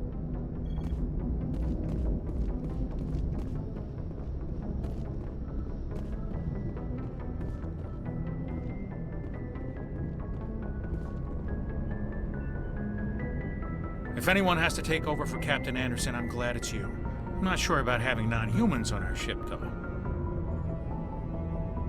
We're all on the same team here, Presley. With all due respect, ma'am, that's what they said about Nihilus. Look how that turned out. I'm in charge here, Presley. I decide if we have non-humans on this vessel. Yes, ma'am. Understood, ma'am. Speak freely, Presley. I want to know if you have a problem with non-humans. It's not that, Commander. Humanity has always handled its own problems. Saren attacked one of our colonies. We should be the ones to stop him. We don't need their help. Some people think asking for help is a sign of weakness. That's just being stupid and stubborn. No matter how strong you are, allies can make you stronger. I guess so. Maybe I'm just stuck in the old ways of thinking. But don't worry, Commander, this won't be a problem. How did you end up assigned to the Normandy? I signed up with the Alliance as a navigator right out of school, following in my grandfather's footsteps, I guess. My first posting was on the Agincourt. We were at Elysium during the Skillian Blitz. A massive fleet of alien raiders hit the colony, trying to wipe it out. They had the numbers, but their ships were no match for an Alliance frigate. It was a slaughter. We couldn't even keep track of how many ships they lost. How'd you end up on the Normandy? I got my officer's commission after Elysium. Must have made an impression on the right people. Captain asked for me when he was picking his crew. Carry on, Presley. Yes, ma'am.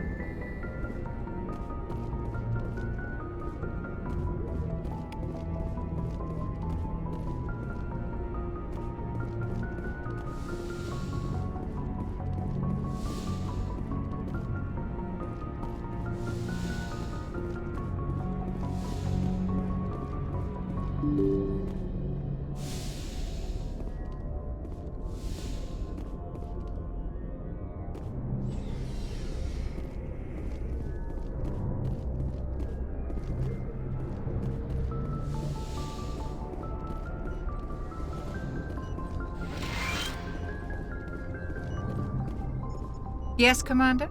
Is there something you need? How well do you know the Lieutenant? I'd never worked with him before this mission. But he has an impressive service record, over a dozen special commendations. Tends to keep to himself, though. Maybe because of the headaches. It's not easy being an L2. I should go. Goodbye, Commander.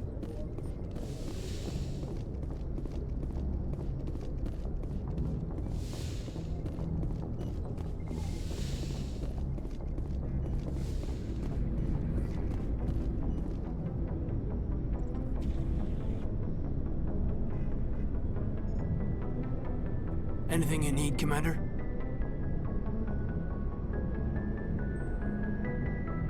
Just trying to get a sense of where the crew's at. Thoughts? I've wasted enough of your time for now, Commander. We'll have time for personal debriefings later. What's your opinion on the last mission? I don't see how we could have done things any better. At least not without getting to Eden Prime sooner. And we were on the scene faster than any other Alliance ship could have been. We'll talk another time, Lieutenant. Commander?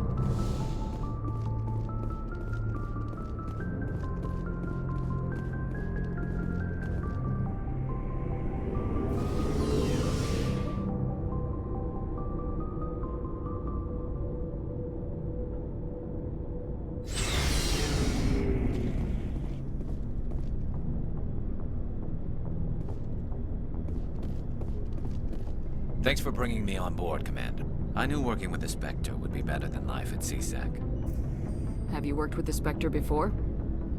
Well, no, but I know what they're like. Specters make their own rules. You're free to handle things your way. At CSEC, you're buried by rules. The damn bureaucrats are always on your back. For the most part, the rules are there for a reason. Maybe. But sometimes it feels like the rules are only there to stop me from doing my work.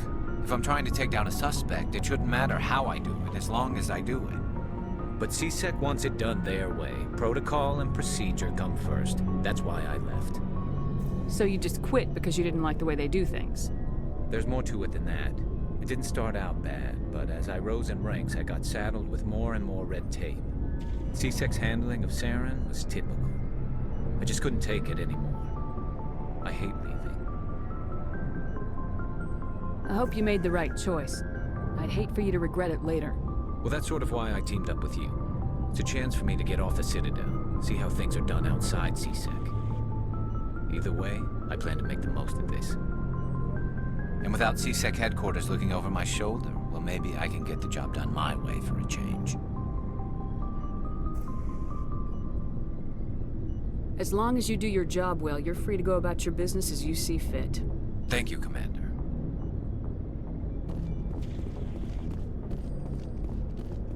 Commander? What's your opinion of the last mission? Kinda wish you'd got there sooner, Commander. No offense, I appreciate the rescue. I just wish... You wish we'd been able to save the rest of your unit. Yes, ma'am. If I had been more alert, we wouldn't have been cut down by an ambush. We never trained to fight synthetics. The Geth haven't gone beyond the Veil in 3 centuries. Our training's supposed to make us able to adapt. I'll make sure it doesn't happen again.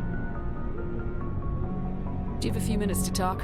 One-on-one? I'm sorry, Commander. I need to get my duty squared away. I wouldn't mind talking more later, though. Dismissed, Chief. Ma'am. Nice ship you've got, Shepard. What can I do for you? What's your story, Rex? There's no story.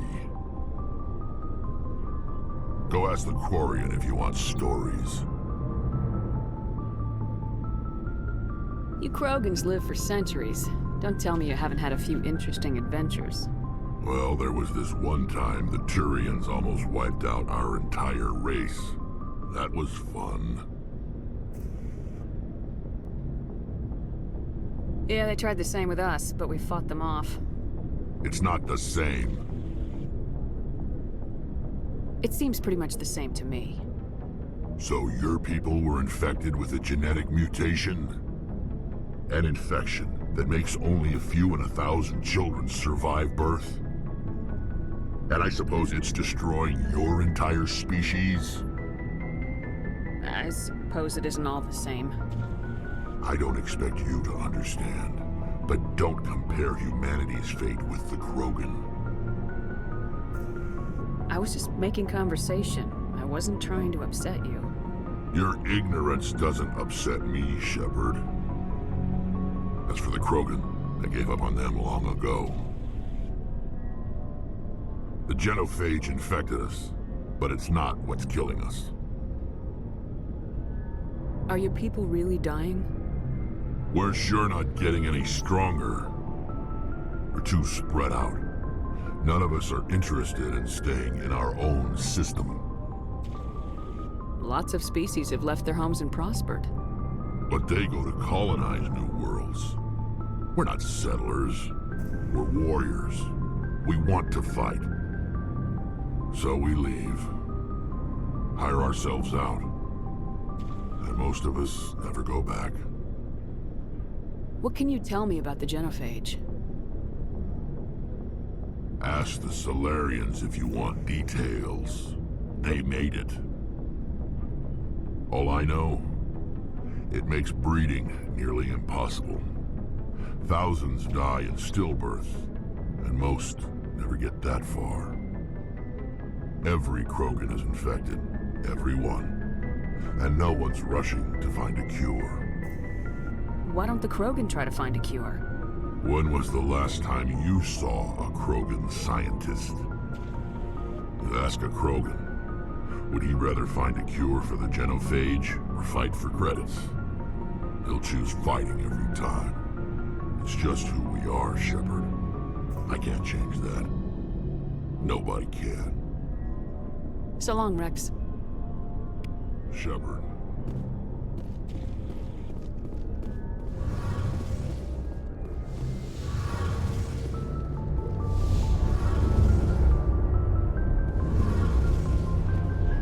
Hey, Commander, you know that Quarian, Tali? She's been spending all her time down here asking me about our engines. I'll tell her to leave you alone. What? No, she's amazing. I wish my guys were half as smart as she is. Give her a month on board and she'll know more about our engines than I do. She's got a real knack for technology, that one. I can see why you wanted her to come along. I figured she'd be a real asset to the team. You've got an eye for Tali, Commander, but I'm guessing that's not why you came down here. Fill me in on the IES stealth system. How does it work exactly? You can't hide a ship out in space. They emit too much heat and radiation. Too easy for sensors to pick them up, unless you find a way to capture those emissions. So our stealth systems trap the energy we give off in storage sinks built into the ship itself. No emissions to give away our location. Eventually the sinks have to be vented. More than a few hours silent running and they overheat. Cook us inside our own hull.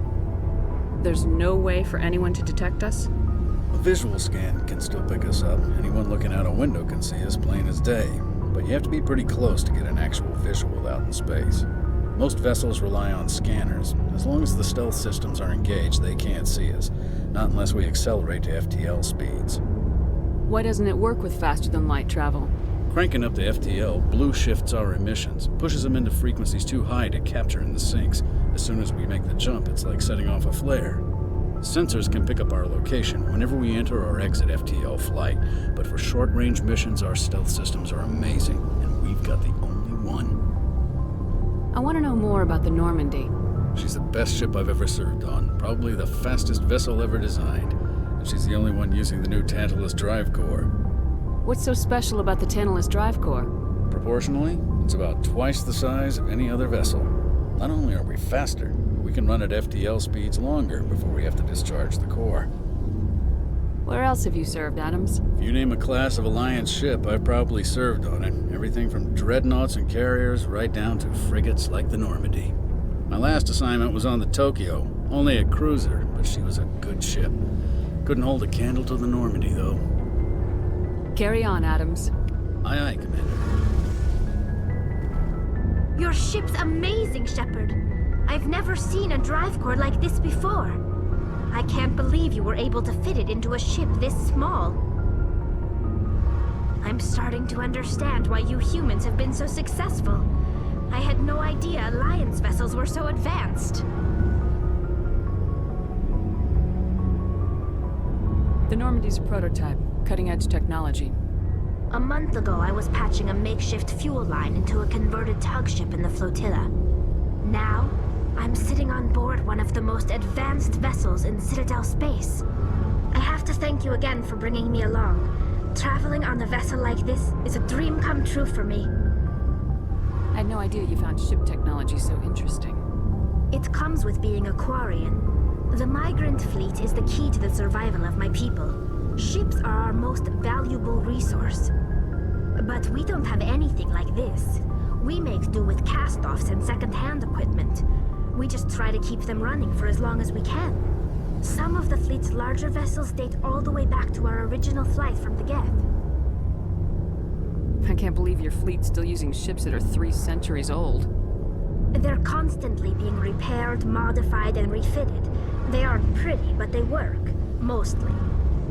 We've tried to make ourselves as independent as possible on the flotilla, grow our own food, mine, and process our own fuel. But some things we just can't make on our own. A patch to maintain the hull integrity requires raw materials we just don't have. That's why our pilgrimages are so important. I want to know more about the pilgrimage. When my people reach maturity, we leave our birth ships and seek acceptance with a new crew. It's necessary to maintain genetic diversity among the fleet. But no ship wants to accept someone who will be a burden on them. So, to prove our worth, we embark on a pilgrimage. We set out alone, leaving the flotilla and our families behind us. We only return once we have found something of value we can bring back to the fleet. This is presented as a gift to the captain of the respective ship we wish to join. If the gift is accepted, we are welcomed into the crew. Can a captain choose to reject the gift? That doesn't happen often. Most captains are eager to increase the size of their crew. It increases their own standing in our society. Even when a gift is not particularly valuable, the captain usually accepts it out of a sense of tradition. However, there is a stigma to presenting a substandard gift. It's not the best way to make a good impression on a new community. Most pilgrims don't return until they find something worthwhile.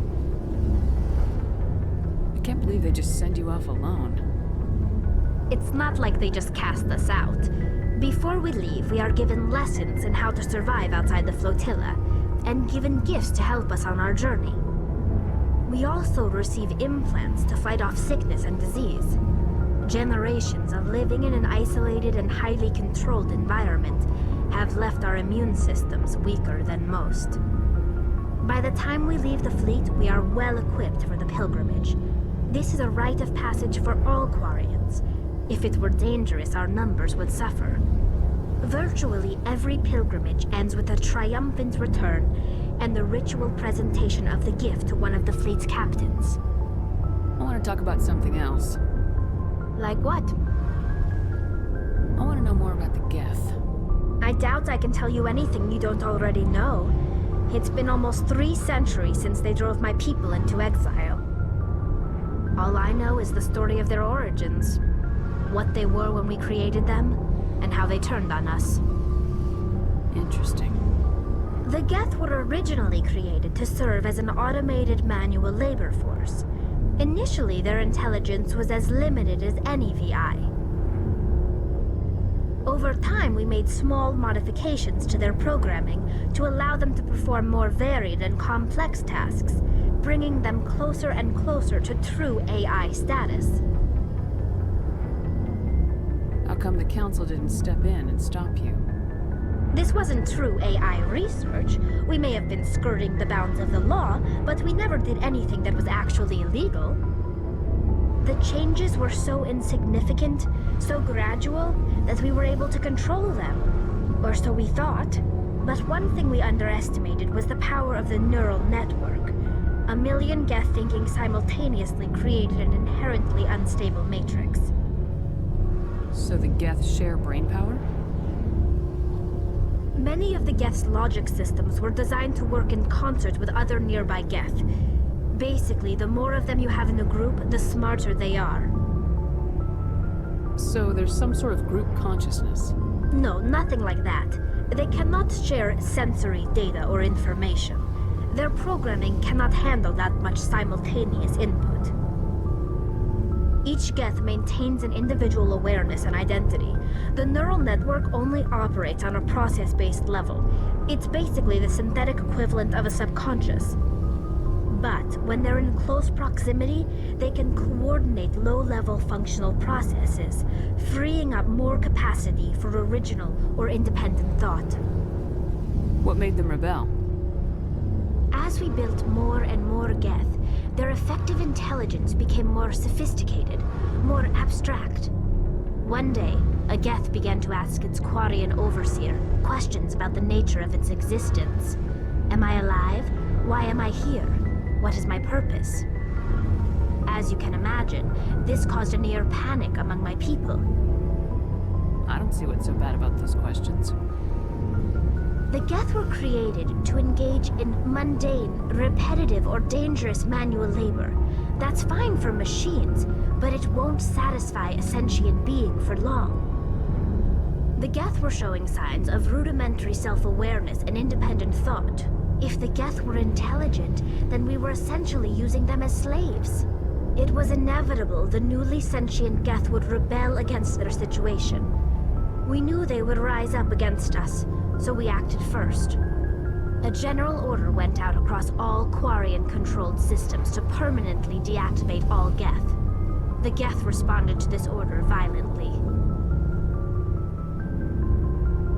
Hey, you can't blame them for fighting for their survival. We had no other choice. The Geth were already on the verge of revolution. By acting quickly, we had a chance to end the war before it began. The hope was that most of the Geth would still be little more than machines, incapable of organized resistance. But they had progressed much further than anyone anticipated. The war was long and bloody. Millions upon millions of Quarians died at their hands. In the end, we were forced to flee our own homeworld. We feared the Geth would pursue us, but they never came beyond the Veil. Now we drift through space, exile, searching for a way to reclaim what was once ours. Tell me about your people. Our lives aren't easy. Resources are scarce, and we are constantly on the move. Everything we do must in some way contribute to the continuation of the migrant fleet. There are 17 million Quarians in the flotilla, and each of us relies on the others for survival. The bonds among my people are strong. Unfortunately, we have had to surrender many of the freedoms and civil liberties other species take for granted. What kind of freedoms? Well, it's illegal for parents to have more than one child. If our population grows too much, it would strain our resources to their breaking point. Of course, we also can't allow our numbers to become too few. If our population is in decline, the rule against single births is temporarily repealed. In extreme cases of population decline, incentives are even offered to encourage multiple births, though the Conclave hasn't had to take such measures in nearly a century. That's your government. The Conclave is our civilian branch of government. Each ship can elect a representative to serve on the Conclave and make decisions that affect the fleet as a whole. On matters that affect an individual ship, however, the captain has the final say. It's a tradition that dates back to the early days, when the fleet was governed by martial law. Fortunately, most captains nowadays are smart enough to have an elected council from their crew to give them advice and guidance. So the ultimate power rests with elected officials? In practice, the Conclave and the respective council for each ship tend to set the rules that govern our daily lives. But in theory, we are still under military jurisdiction. The 5 top-ranking military officials in the fleet serve on the Admiralty Board. These 5 have the power to overrule any decision by the Conclave in case of emergency. To do so requires unanimous agreement among the Admiralty, and they can only do this once. After that, the entire board must resign their posts. It's a safeguard that served us well. In nearly 3 centuries, the Admiralty Board has only overruled the Conclave 4 times. I should go. See you later.